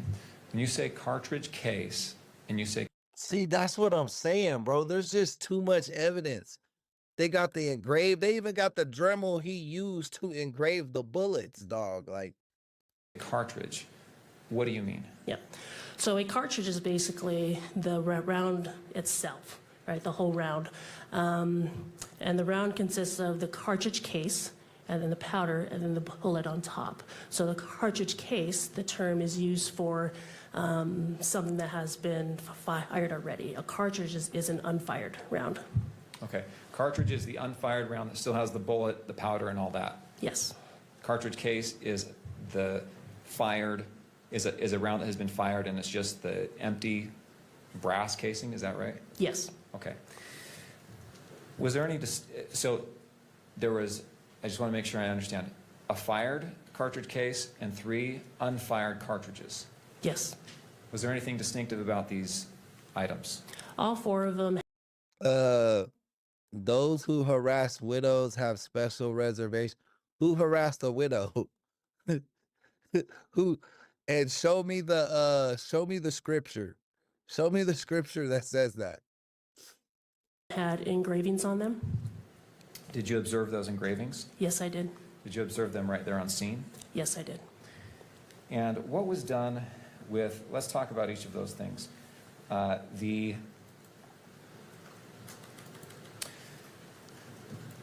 First, the towel. What was done with the towel? The towel was packaged in, I believe she tried to sue Drewski for that shit, but obviously that shit didn't go through because 1, she was a public figure, and 2, it was a parody, and he didn't use her name, so that's all fair, under fair use and freedom of speech and shit. Then it was eventually provided to the FBI. What was done with the firearm? The firearm was also packaged and then provided to the FBI as well. Did the firearm go to the FBI or the Yeah, Rhonda, I'm leaning more towards this guy was just crazy. Like I said, the only thing that gets me is I don't know if he was a good enough shot, a skilled enough marksman to hit this shot, but it seems like he went hunting a lot with his family, so it's not out of the question entirely. But the evidence is pointing more towards this guy did it. There are some weird shit that definitely lets conspiracy theories leak through. But yeah, I don't know. Right now I'm leaning towards Tyler Robinson did it. Oh, sorry, correction. It first went to the FBI, and then to be in their custody, and then it was then sent to the ATF lab. Okay. And the rounds, the cartridge and cartridge cases, Yep. cartridges and cartridge case. Yes, all those were packaged, originally provided to the FBI, then was sent to the ATF lab. Right? And were each of those items tested? Yes, they were. And in the testing, were they photographed? Yes.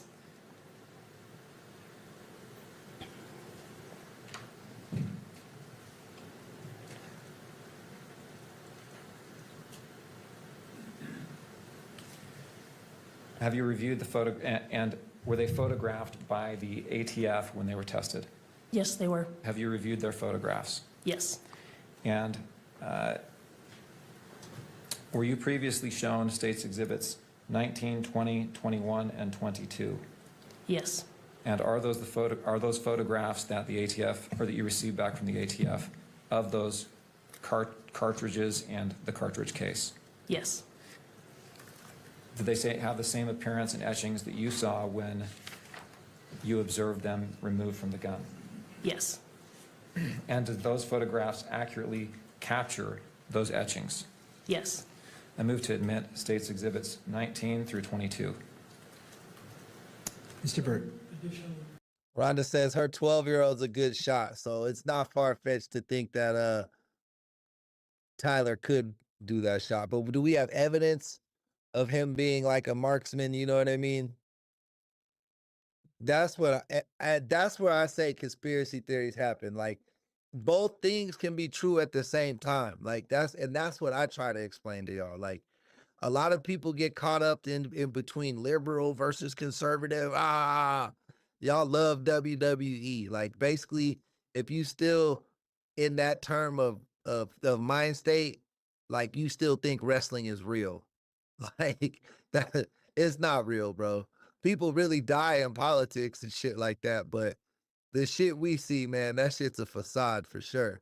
So, like I said, the government watches and tracks us all, bro. If you start saying some crazy ass shit, like I'm gonna do XYZ to this public figure, and then you show up there to do that, and and it just so happens that there's powers that be that want that figure gone too, they're gonna let you do all that shit, bro. They're gonna let you think you made the shot, but somebody else took the shot. You know what I mean? And then they just slide away in the conspiracy theory land, and and now you get the credit that you desperately wanted. Like I said, they take advantage of every opportunity, bro. If they know a public figure is gonna die, allegedly, I don't think they're gonna save them. I think they just let them die so that they can push whatever agenda that they want to push. You know, that's how I think conspiracy theories work. I don't think there's a man in the room picking who lives or dies. They just see what people do and take advantage of that situation that's going to happen. All right, I'll note the standing objections. Those objections overruled, and 19, 20, 21, and 22 are admitted. And as to publication, Mr. McBride. I would move to publish these exhibits at all 3 levels. All right, any further objection from? No further objection. Tony, they put concrete over the grassy knoll. That's another thing that's weird as fuck. It's like right after that shit happened, they changed up that whole courtyard. Like it was like a grassy picnic area. Now that shit's all concrete, like where the actual spot where Charlie Kirk got shot. Thank you. Again, I note the standing objections as are overruled. They may be published both in the courtroom and captured by the media camera. Let us start with Exhibit 19, please.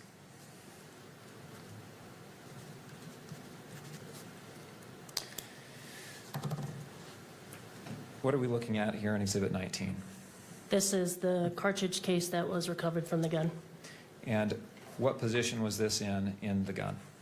This was this is what was in the chamber. Okay. In the chamber, meaning that's where a cartridge is before or when it is fired, correct? Yes. Yeah, no, they couldn't match the ballistics, Rhonda. I heard that too.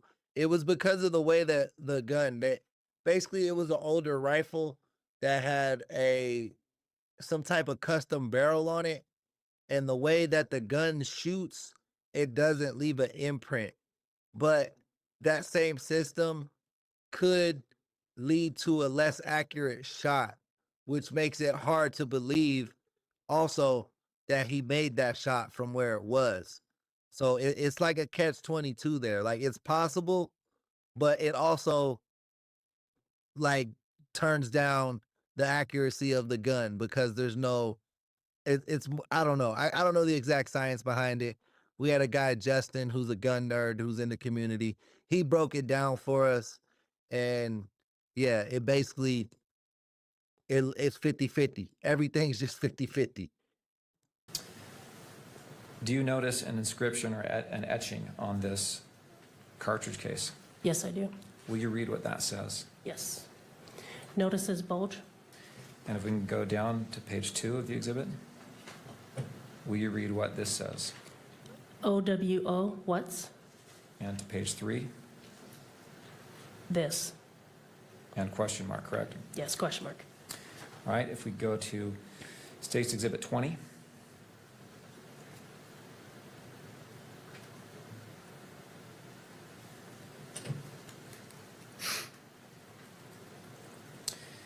Is this a photograph of one of the cartridges that was found in the gun? Yes, it is. And what are we looking at here in this view of page 1 on Exhibit 20? This is the head stamp of it, and it says it is according to the head stamp, it is a Remington 30-06 Springfield. Is that a different caliber than a .223 round? Yes, it is.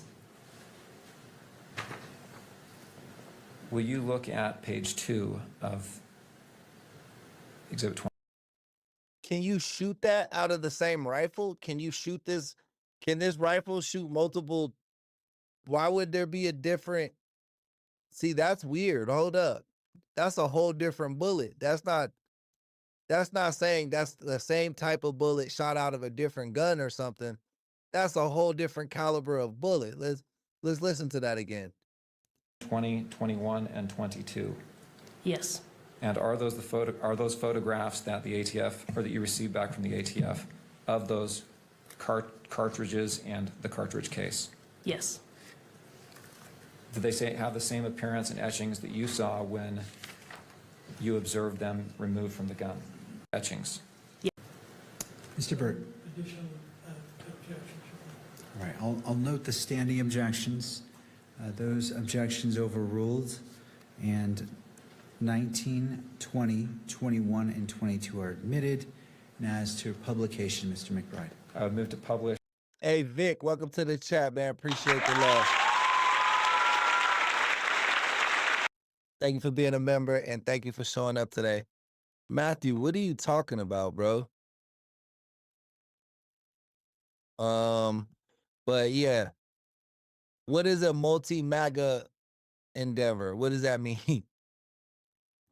These exhibits at all 3 levels. All right, any further objection from? No further objections. Thank you. Again, I note the standing objections as are overruled. They may be published both in the courtroom and captured by the media camera. Let us start with Exhibit 19, please.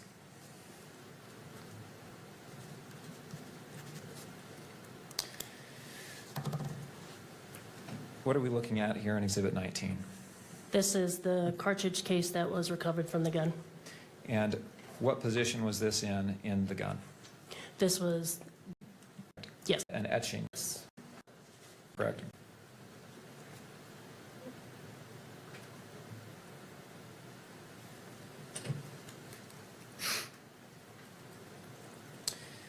Is this a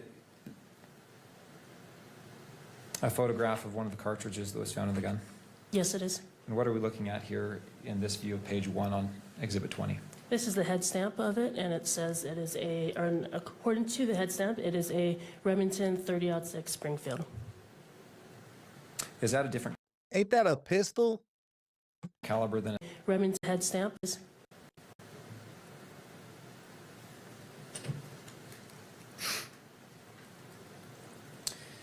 Is this Matthew, get off the drugs, my boy. I literally read your comment. It gave you a reason on why the ballistics didn't match up. But this is brand new. This is a whole different bullet. But in terms of being able to match the 223 to the rifle, it's because what the guy say, look at Slump Jack. The barrel was rifled. They aren't smooth bore, so it didn't give like an exact imprint of the firing pin. I could be wrong. I could be saying this shit wrong, but that's how I understand it. But yeah, bro, chill the fuck out. a photograph of one of the cartridges that was found in the gun? Yes, it is. And what are we looking at here in this view of page 1 on Exhibit 20? This is the head stamp of it, and it says it is according to the head stamp, it is a Remington 30-06 Springfield. Is that a different caliber than a .223 round? Yes, it is. Will you look at page 2 of Exhibit 20? Will you read the markings here? A fascist. And page 3? Catch. And page 4? Yo, Flo, what up? Welcome to the chat. Up arrow, right arrow, down arrow, down arrow, down arrow. All right, let's go to Exhibit 21.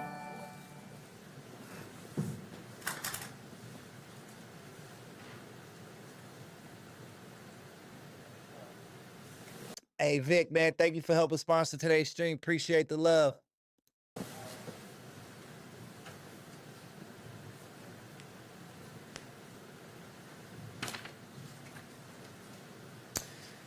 And was this another round that was found in the gun? Yes. Will you read the inscription here? Oh, Bella Chow. Page 2. Chow, chow. All right, let's go to Exhibit 22.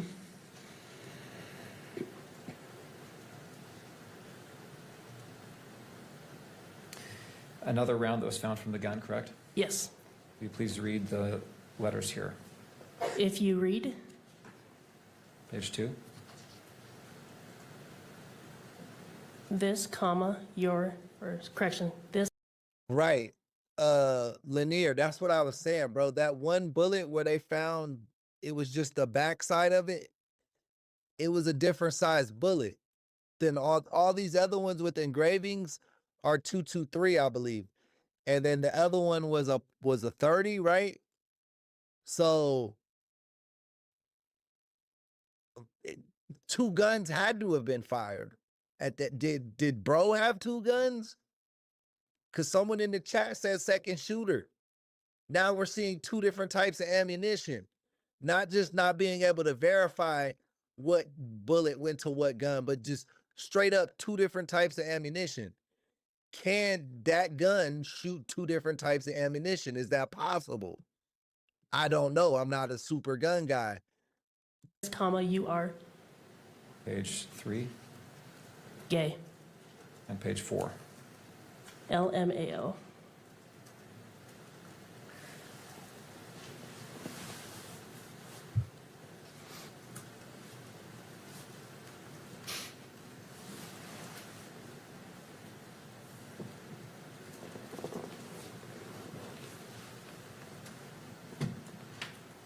But again, that goes to my conspiracy theory. Even if there is two shooters, that's my conspiracy theory. The one that I created, the one that I came up with, is that Tyler Robinson was there to kill Charlie Kirk.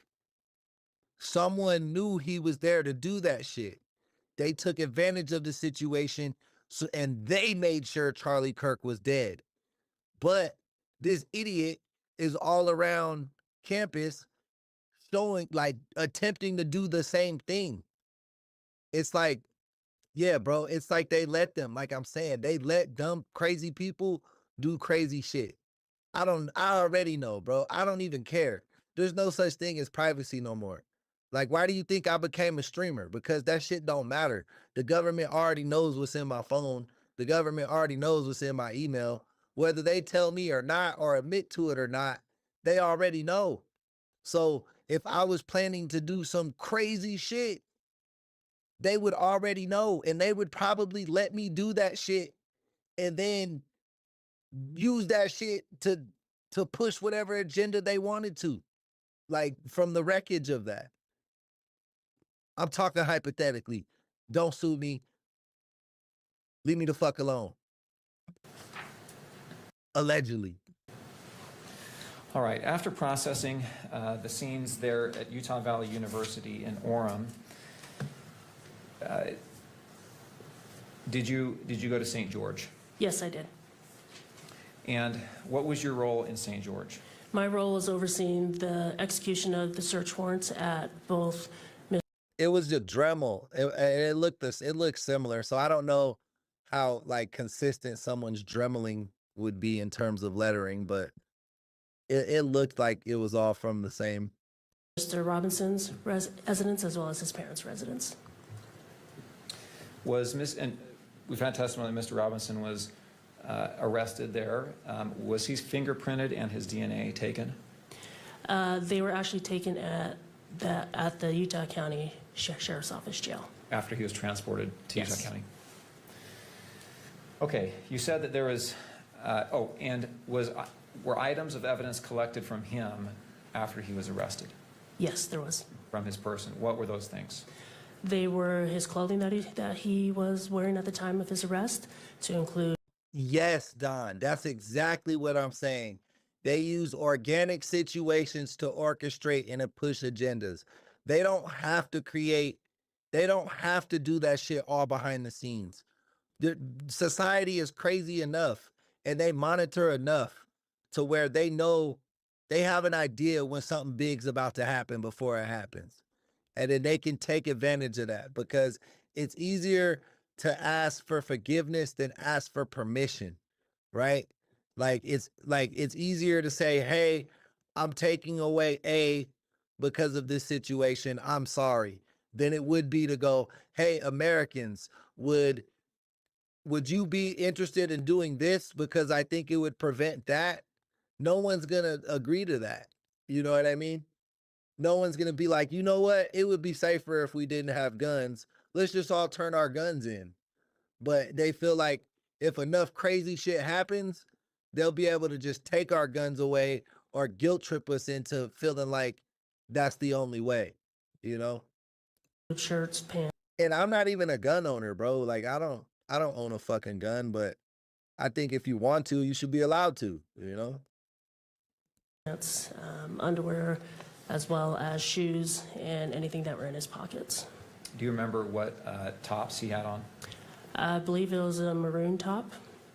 And was there any other top layer that was collected that you recall? I don't recall. Okay. Let's go to, you said there were a couple of homes that were searched there, is that right? Yes. Whose homes was that?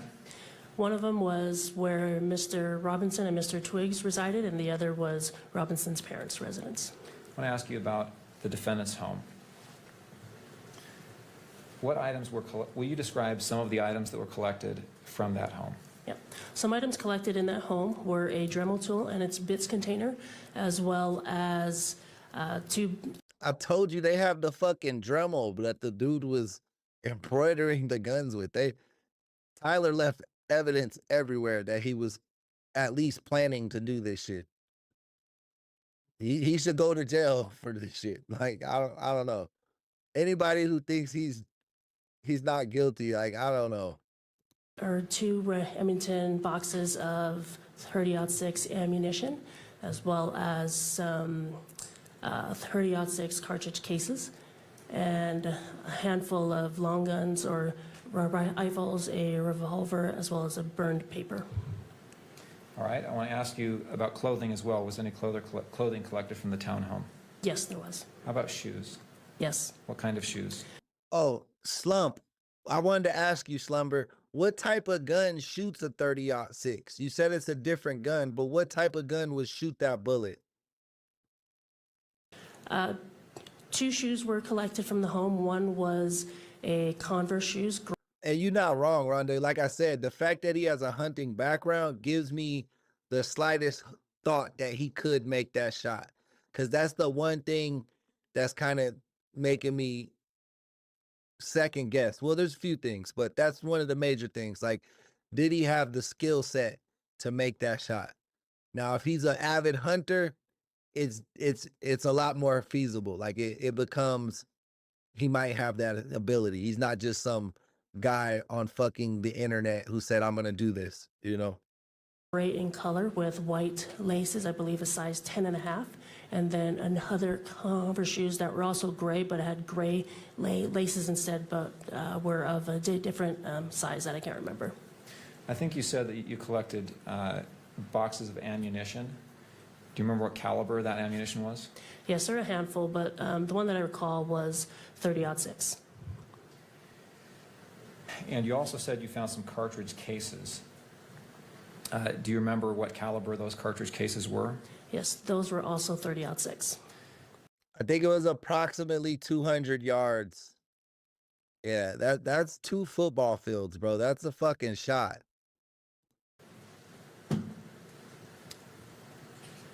If we can display just to the witness Exhibit 23.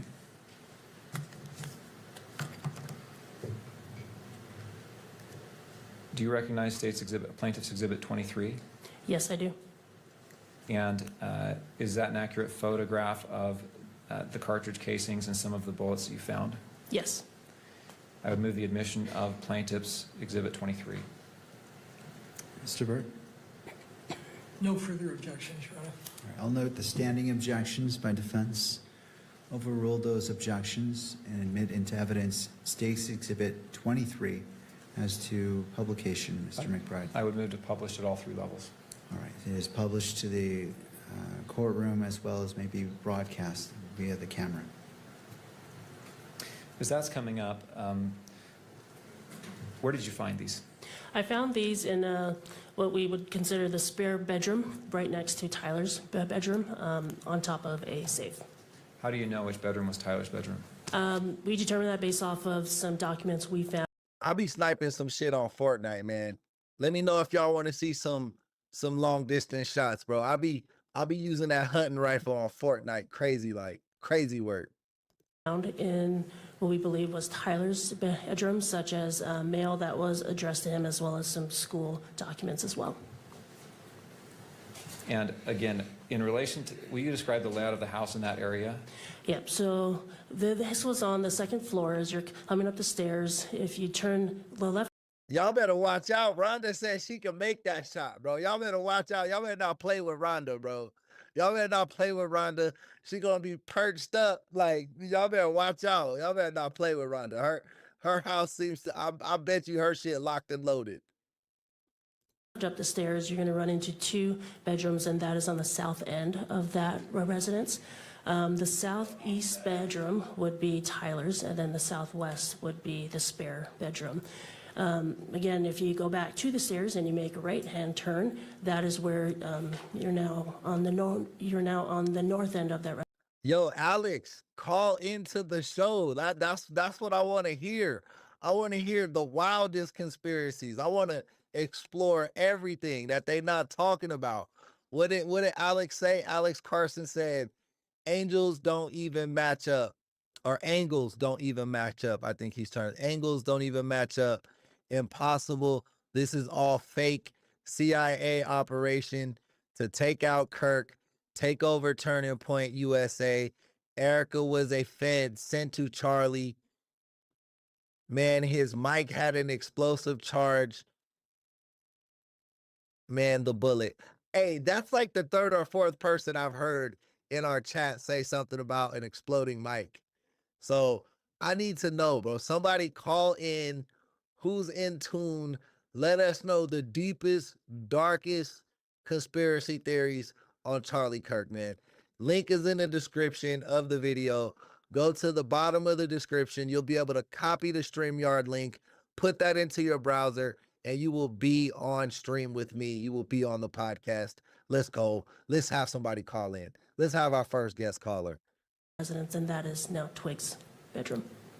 And where were these items here in 23 found? These were found on the southwest, or in the southwest bedroom, the one right next to Tyler's bedroom. And you said on top of a safe? Yes. Okay. All right. Will you describe what we're looking at in Exhibit 23? Exhibit 23 are the 5. Alex, Candace Owens, I don't know, bro. I think she going outside, bro.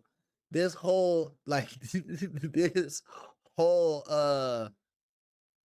these hearings, these prelim hearings been fucking Candace Owens up, bro. She said this motherfucker was never on the campus. They got bro on campus for like hours before he shot dude, moving his car around, eating Chick-fil-A. She said he probably had nothing to do, that the text messages was fake. They got pictures of the cracked phone with the text messages on them. They got the Dremel. Like, they got everything, bro. Everything she said they didn't have, they have that shit. So this is I think we're witnessing Candace Owens, Alex Jones moment. Remember when Alex Jones said that the Sandusky shootings was fake and they took everything from him? Like or the Sandusky. What was that shit? Sandy Hook. When he said, I don't think it's fake. Don't come get me, bro. Don't cancel me. Leave me the fuck alone. RIP those kids. But yeah, remember when Alex Jones said that shit? That's how Candace Owens going out right now.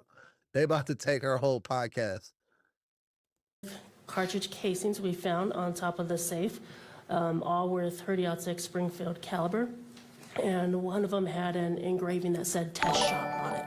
Hey, what up, Candy? Good morning, man. Thank you for the emoji. Thank you for keeping it 100 in the chat, helping sponsor today's stream.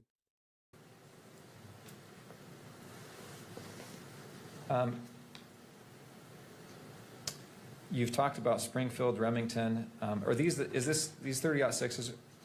Are they the same type of round as was found in the gun? Yes.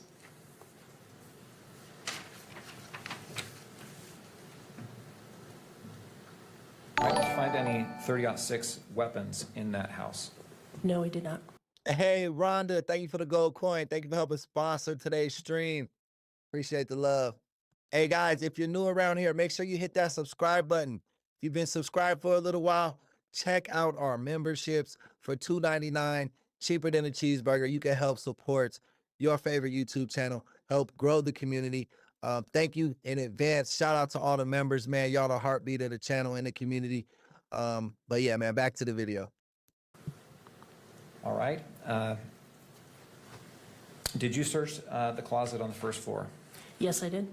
What did you find in the closet? In the closet, we found on the ground some shooting targets with perforations in it, as well as on the shelf, we found a Dremel tool with bits container.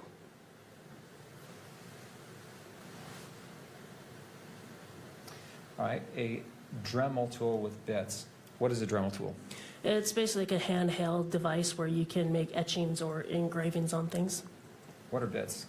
Bits would be I guess like a sharp edge or something that would actually cause the etchings that you would put into the tool. Is this kind of like a drill bit? Yes. Okay. And what did you do with the Dremel and the bits? We photographed them in place, took additional pictures, packaged them, then sent them for testing to the ATF. All right, you also mentioned. Hey guys, if we get a new member this stream, I'm gonna donate 5 free memberships to the community, man. I'm gonna donate 5 free ones out of my pocket. If we get one membership, if we get one new member today. Targets. Were those targets photographed? Yes, they were. I want to show you on your end. Have you reviewed Plaintiff's Exhibit 25 before? Yes. And is that an accurate photograph of those targets that you found? Yes. I move the admission of State's Exhibit 25. Mr. Burt? No further objections? All right, I note the standing objection, and those objections are overruled. Excuse me, sorry. Oh, well, did you want to, in regards to publication? Yes, I'm so used to admission before publishing. I would move to publish those at all 3 levels. All right. Any further comment, Mr. Burt? No further. I just think she going out on a limb, bro. I think she putting herself at jeopardy. I don't really know. Because a lot of the stuff she's coming up with is just being debunked so easily that I think whether she's right or wrong, she's definitely damaging her reputation to the same degree that Alex Jones was. Remember for a little bit, we all took Alex Jones serious and we like, damn, he putting us on. Now we all just think Alex Jones crazy as fuck. You know, I think it's that same trajectory. Again, all right, noting the standing objections, those are overruled. State's Exhibit 25 is admitted into evidence. Hey, yo, Noob, welcome to the chat, baby. Thank you for being a member and thank you for showing up today. Be published in the courtroom as well as captured by the media camera. Can you describe what we're looking at here? Yes, so these were shooting targets we found in the closet. Hey. Shout that girl out. Rhonda just joined the membership team. Shout that out, man. Thank you so much for joining the squad. You now have access to exclusive content that only members have access to. You also got access to emojis that only members can use. And not to mention, you get that VIP welcome and hand clap every time you come in the chat on a live stream. So those are some of the perks that you get inside the community. Thank you, Rhonda, for joining up today. I do not know what's wrong with my chat box because I feel like that should have worked. We should have got where's my alert box? Let me change it up because, yeah, we should have got an alert. You should have got an emoji across the screen and stuff. But thank you. But with that being said, let me pay for mine. Let me get you guys. Let's welcome 5 more members, man. Let me get 5 members right now. I'm gonna pay for it. There we go. Boom. Let's go. Matthew gained it. Hey, shout out Matthew, man. Matthew, Princess, Naomi, Real Eyes, Realizes, and David. Thank you. And thank you guys. And welcome to the membership team, bro. Shout out to the gang.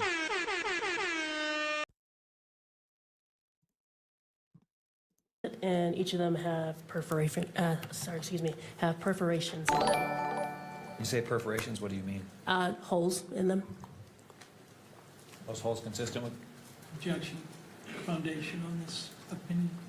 Mr. McBride, do you want to weigh in upon that objection? No, I'll submit it. I'll lay. Hey, look at that. Matthew was complaining earlier and he ended up getting a free membership, bro. That just tells you, you put in your time, bro, the algorithm pays you back. Like, Foundation if the objection is sustained. I'll sustain the objection. All right. Holes. Have you ever shot a gun before? Yes, I have. When you hit a target, what happens to the target when it's hit with a bullet? Hit with a bullet, there's holes in there, what we call perforations, because there's a entrance as well as an exit. Looking at State's Exhibit 25, I'm going to ask the question that was objected to. You said there's perforations in those. Are those consistent with bullet holes? Yes.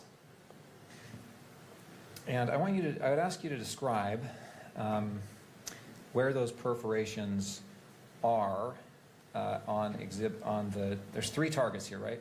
Yes. Let's look at the far right target first.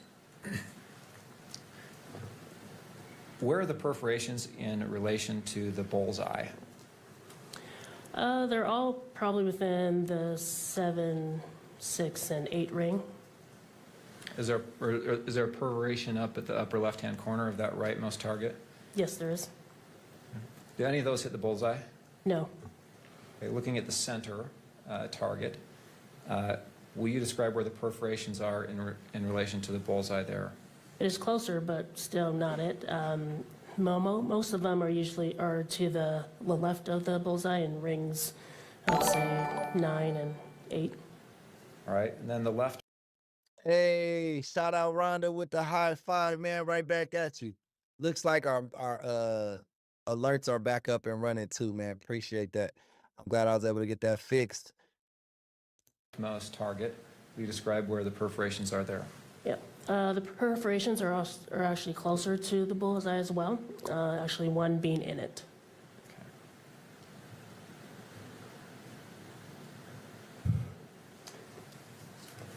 All right, you described also collecting a burnt note. We can take down 20. Thank you for the high five and thank you for helping sponsor the stream, Rhonda. 25, thank you.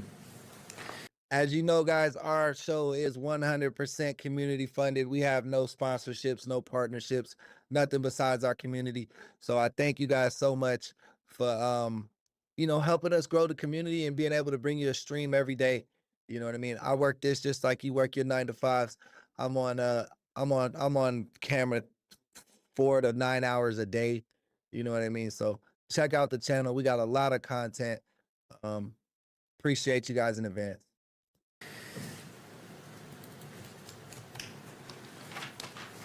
Will you describe where that note was found and what it looked like to you? Yeah, the burn note was found in the trash can located in the kitchen. I don't think they said. I think it was just shit that they found at his house. Just trying to show that, like, he's into guns and he's a decent shot. Like, honestly, he did pretty good shooting those things. A couple of them were real close to the bullseye. The way it looked like to me, it looked like, say you're at like a campfire and someone burns paper. What was done with that? That was also collected and that was sent to the FBI for analysis. Was it photographed? Yes, it was. And have you reviewed State's Exhibit 24? Yes. Is that a photograph of the note? Yes. I move the admission of Plaintiff's Exhibit 24. Mr. Burt? No further objections. All right, and to publication? I move to publish at all 3 levels. All right, I'm going to note the standing objection by defense, overrule those objections. And State's Exhibit 24 is admitted into evidence and may be published in the courtroom and may be captured by the media camera. Do you see here on the screen Plaintiff's Exhibit 24? Yes, I do. It looks like as to the evidence tag, it's actually upside down. Is that right? Yes. Does it look like there's any writings on that note, on that burnt paper? Yes. Will you point that out for the judge where the writing is? Yep. And describe what you're pointing at, kind of the general location on the image? Yeah. Also, guys, just to let you know, I'm beating Grand Theft Auto San Andreas, the old PS2 game, on stream. You will see that being streamed from time to time on the channel. So if you want to check that out and you see we're playing GTA, make sure you stop in and like the video. And yeah, man, we just want to beat the game, man. I got to beat the whole story. So if that interests you, make sure you check that out as well. So the part that I'm pointing out is the paper that you can still see the lines in them, and as well as some handwriting as well to the edge, the left edge of that piece of paper. All right. Have you also observed the image of a note that was recovered from Lance Twigs' phone? Yes. And I'd like to show you side by side Exhibit 24. And there on the left, you see Exhibit, well, that's good. There on the Hey, that's a really good point, Vic. I think this kind of proves, if they were trying to prove that he was a marksman, those shooting samples might prove that he is not capable of making that shot. On the left, we see Exhibit 24. Do you see that? Yes, I do. And on the right, you see, excuse me, on the right is 24. On the left, it's 16. Let me stop you, Mr. McBride. I'm not sure. Is this being broadcast? Let's take that down. All right. Exhibit 24. Thank you, Your Honor. Yeah, this is the Charlie Kirk trial, noob. These are the preliminary hearings, day 4. I think day 5 will start in like an hour or so in terms of the live stream. Excuse me, Exhibit 6. From the courthouse. 16.3. I would move to publish Exhibit 16.3 and 24 side by side. I think they're currently on the council monitors. So 16.3 has already been admitted. Its role, I think, at some point is to exercise some control. I think is the appropriate balance after a very thoughtful and thorough analysis. My side. Marks of value is Correct? the direction of twist, yes. Yeah, do something to determine what matters that you document in your case file, correct? I am, yes. Balances those rights with the Constitution In relation to the into evidence that may be published on screens and captured by the camera. Thank you. And you can publish that?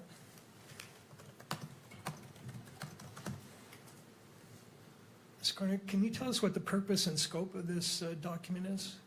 Yes, this is the DOJ Department of Justice's uniform language for testimony and report, and it standardizes the appropriate language an examiner will use during reporting and their testimony. And DOJ published this to standardize the wording that examiners would use across their forensic laboratories. And was this published in part because of some criticism that the prior testimony, not by you, but by other people, may have gone beyond the bounds of science? I don't know why DOJ published it. It was before my time. Do you know how long this has been the policy of the Department of Justice? I do not off the top of my head, no. Are the reports that you issued in relation to this case in conformity with this policy? They are, yes. Okay. Now, could you go to page 3 of that report? Where it says qualifications and limitation of firearm tool mark discipline examination. You're familiar with that part of the policy, correct? I am, yes. And the portion of the policy that says a conclusion provided during testimony or in a report is ultimately an examiner's decision and is not based on a statistically derived or verified measurement or comparison to all other firearms or tool marks. Therefore, an examiner shall not, and then it lists several propositions. You're familiar with that language? I am, yes. And it says that an examiner shall not assert that a source identification or a source exclusion conclusion is based. All right, basically they're trying to tell her what she can and can't say as a gun bullet forensic scientist person specialist. Then yes, supplement to the conclusions that I make.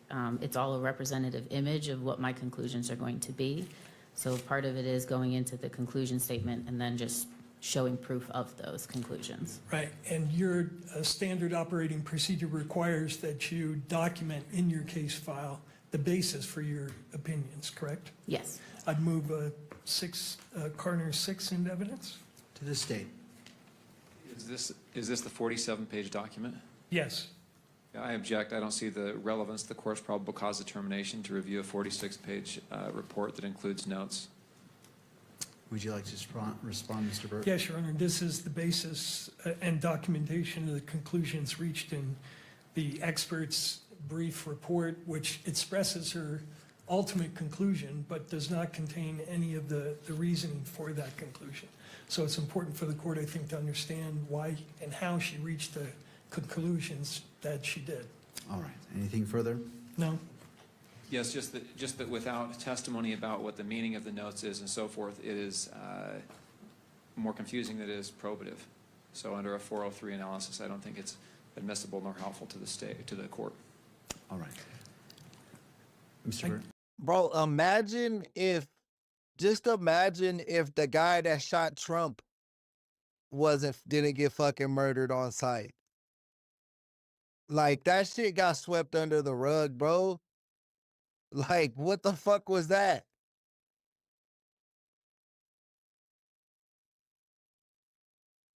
Because now that we're talking about, when that shit first happened, I thought there's no way they could have faked Trump getting shot. Like, there's no way that they could know that the bullet is gonna just barely touch his face. You know what I mean? Because if it was off by an inch, his whole face is missing. Or he's like Charlie Kirk, bleeding out the neck. But if the conspiracy theory people are right, and like it was like a hidden projectile or a closer marksman that was like super trained, then at that point, anything is possible. Like, at that point, it's probably not likely that Trump had the 1 in 1 millionth chance and got his ear grazed. And I really, if that moment doesn't happen, he probably doesn't win the election. Like, that was his, oh, he for sure winning this moment. When he stood up with his hand up. But yeah, bro, this shit makes you think about a lot of shit. I intend to focus on particular photographs which document what she received in evidence and the comparisons that she did, which are also documented in this file in the way of comparison photographs. All right. As it relates to the objection is overruled. I find that this is relevant as it relates to State's Exhibit 30, which was admitted, as well as State's Exhibit 32, which is admitted, and the state is able to do cross-examination on this witness as it relates to this report. And so it is admitted and may be published on all levels in the courtroom and through the media. Thank you.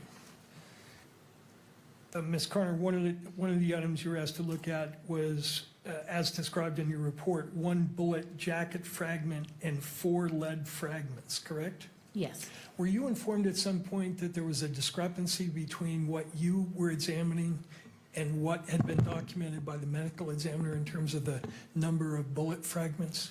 I was, yes. Were you asked to see if maybe the ATF had lost certain portions of the evidence? No, I was not. Right. Do you think, and was it your understanding that there were originally 7 bullet fragments, but you ended up with 4? I was alerted that there was potentially 7 fragments from the medical examiner in a photo just a few months ago. Okay.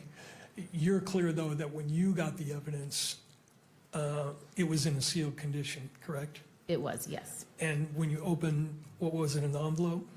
A small individual manila envelope, yes. And did you take the contents of the envelope containing the bullet and take photographs of it? I did, yes. Okay. Could you display page 41 of 47, of that exhibit?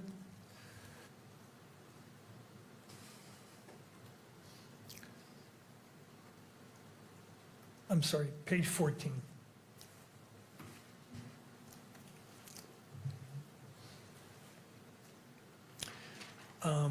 And tell us what's depicted here. Yes, this is a picture of the as-received condition of Exhibit 6 in its entirety. That's the top picture. So you'll see Exhibit 6A all the way through 6E in descending order. And then the bottom two photos on the left is the Exhibit 6A bullet jacket fragment, and that is the view of the exterior. And then the photograph on the right is the Exhibit 6A bullet jacket fragment, and that's the view of the interior of it. Okay, now after you documented what the bullet and the fragments look like, did you do certain Is that the bullets they took out of Charlie?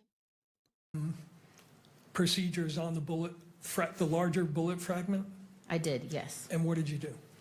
I cleaned the bullet jacket fragment, and I also peeled the petals back. If you think of a banana and peeling the skin away from the interior, it's almost like doing that. As you can see from the photo, the petals have been crumpled in on themselves. So in order for me to see the land and groove impressions, which holds those individual characteristics needed for a comparison, I have to do some maneuvering of those petals. And how do you do that? Do you use an instrument to peel back the portions that you want to look at? I use pliers.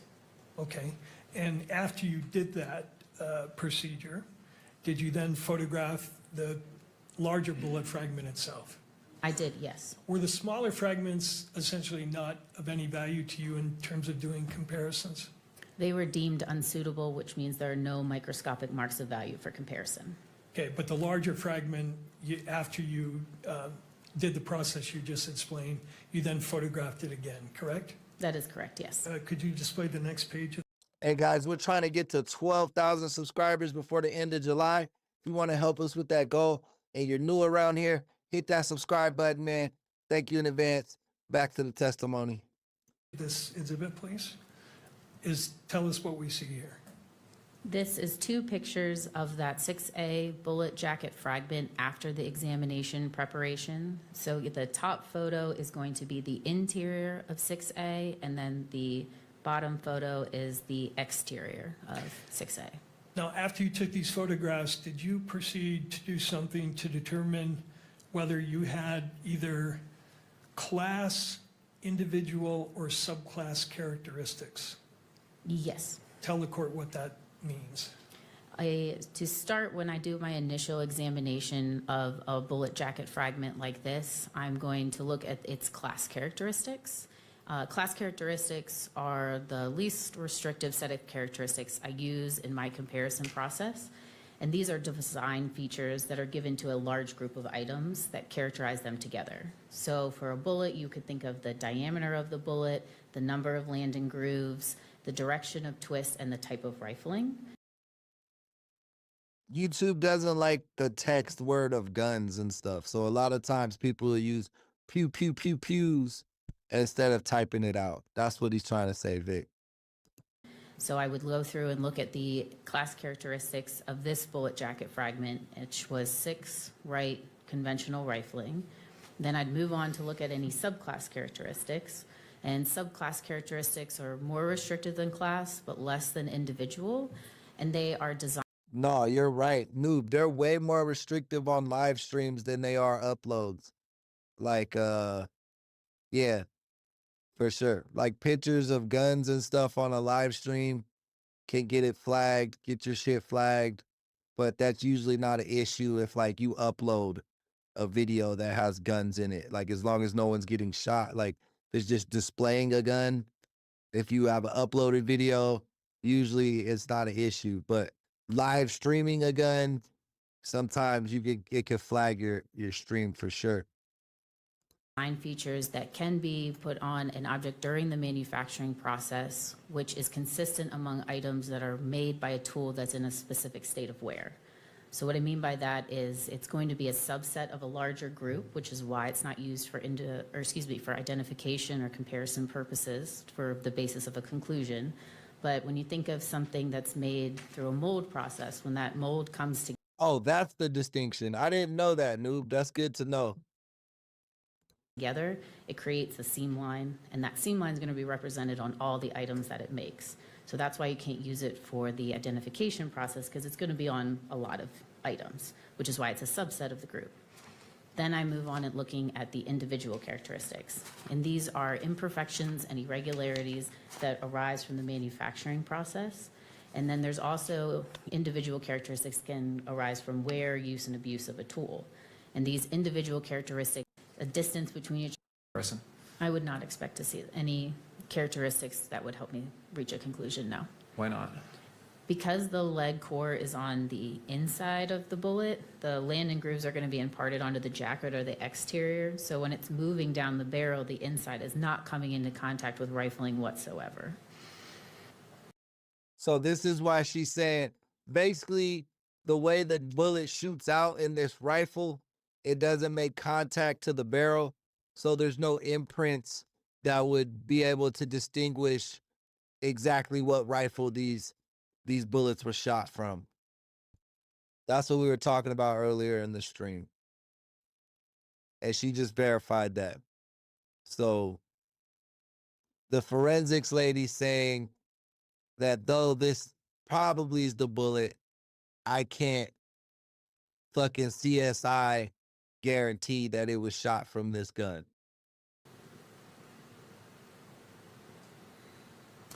In this case, do you have a verification step where your work is reviewed by another analyst?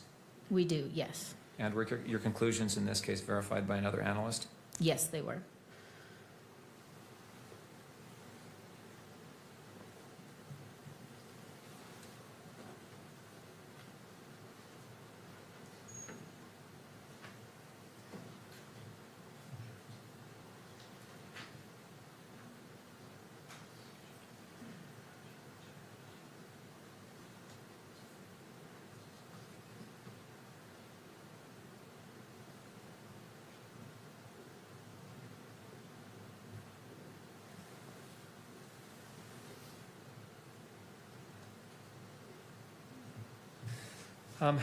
Is there a potential that the testing you do can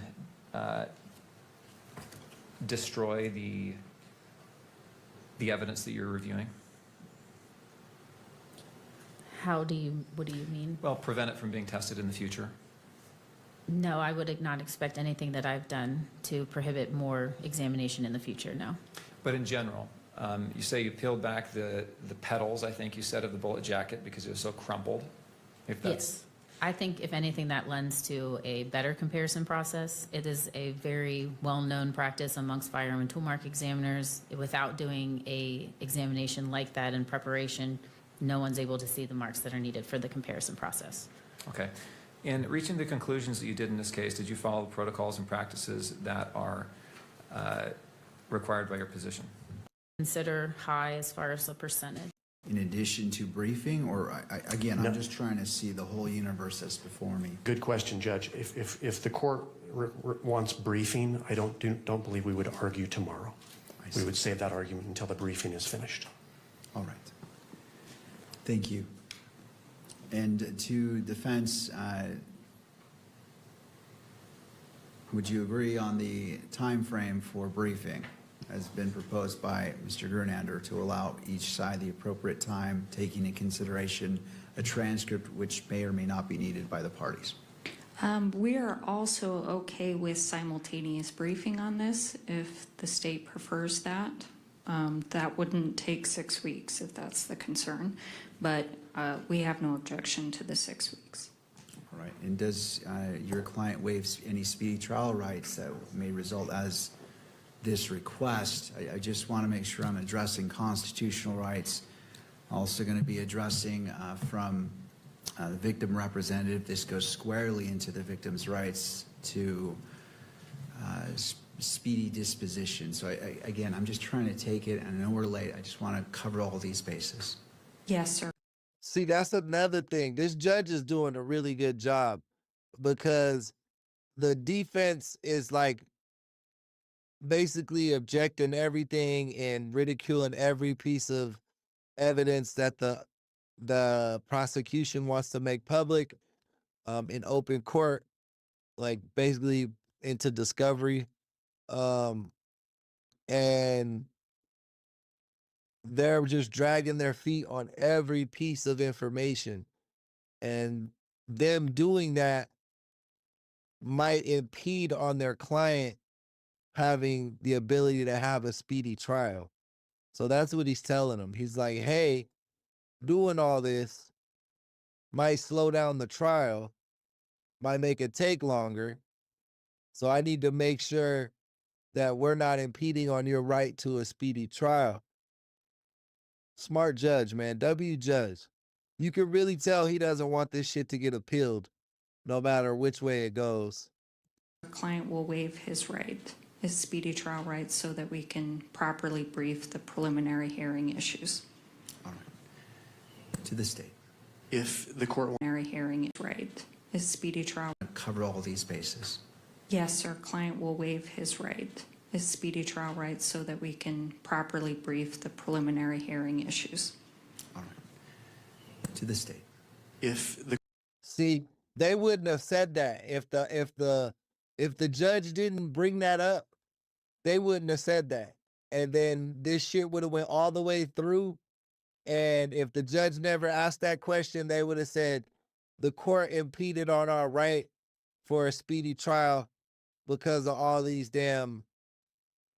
time it took, you know? the court wants briefing, we would not like to do simultaneous briefing. We would like to start it out as the moving party. The defense would then respond. We would then have the opportunity to reply before oral argument. All right, and I'll invite Ms. Kirk's attorney if you wish to be heard. This goes squarely into the victim's right. Again, I've never seen a case where a family attorney of the victim is addressing the court and being addressed to by the court. Is this typical? Like, I could be wrong. It says recognized in the Utah Constitution as well as the Utah statute as it's what's before us. Your Honor, obviously we want swift justice for Charlie here. I think we obviously know the court needs to make sure. Bro, that this prosecutor got a speech impediment for sure. He stutters. They're balancing all interests here, but I think as soon as the matter could be bound over and this matter could be set for trial, that's what the Kirk family would like. But do you want to weigh in regard? Oh, he's not a prosecutor. The Kirk family attorney, my bad. The Kirk family attorney has a speech impediment. He be stuttering. To briefing, because it sounds like it's. Your Honor, I'm hesitant to weigh in on briefing. I feel as if that is a decision which the court should decide whether or not it's necessary, and we're going to take no position on briefing. We asked for speed. This has been 10 months coming. We've heard a lot of evidence. To me, it seems rather overwhelming, but that's my opinion. Obviously, it doesn't matter. But so we just asked for it to move quickly. Thank you. All right. Right, having heard from the parties, I will go ahead and allow, I'm granting the request for briefing as it relates to probable cause to allow both parties to file the briefs. Shout out that lawyer, bro. He didn't let his speech impediment stop him from public speaking as his career. You know, that's got to be kind of scary, knowing that you got that type of ailment, and then your job is literally to talk publicly. You know, that's wild. If defense says you are the moving party requesting briefing, when would you like to submit your brief? Or to the state? Judge, because we have the burden, I believe it's appropriate for us to initiate the briefing. Okay. Because we're moving for the bind over, and then we would have an opportunity to reply. And that's okay. So let's start Mr. Grunander, when can you have your brief filed? Just a moment, Judge. Thank you. And in going to That's ironic as fuck, right, Don? defense, well, I'll follow up with you as well. Thank you.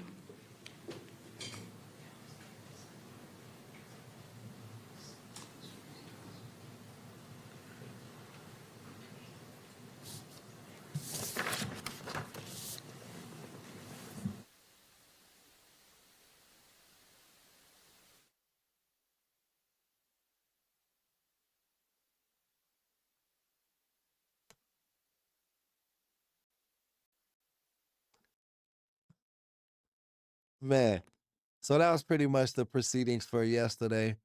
We'll see what happens today once court gets started here in an hour or so. But man, so basically main takeaways is we gotta see the redacted version of excuse me, Tyler Robinson's boyfriend interview with the police. We also got some new bullet evidence being submitted. And on to day 5. So we'll see what happens in day 5. I really think these prelims are going to take like 10, 20 days, bro. And that's crazy because most cases prelims are 1 day. And we're already on day 5. And I don't think we're anywhere near to being close to starting this actual trial. You heard the judge literally made them admit that they were giving up the right to a speedy trial because of all the shit the defense is asking to be done in terms of keeping stuff from the public and the press. So we'll see how this plays out, man. Thank y'all for tuning in, man. Shout out to all the new members. Shout out to Who Dat. She dropped like $40 in super chats today. Shout out to everybody who shot in some gifts, man, helping sponsor today's episode. And shout out Rhonda, our newest member into the community. So blessed to have you. So great to have you in the chat, guys. But with that being said, that's going to be it for this morning's stream. You could be anywhere in the world, but you're here with me. And for that, I appreciate you. Peace and love. Cue the outro.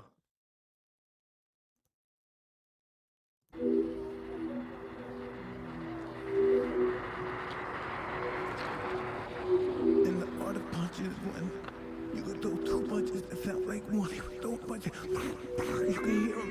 They were 2, but they sound like fucking 1 punch. Oh, they don't understand. Everybody that hears this understand the art of fighting. They know what I'm saying. You do 2 punches that sound like 1.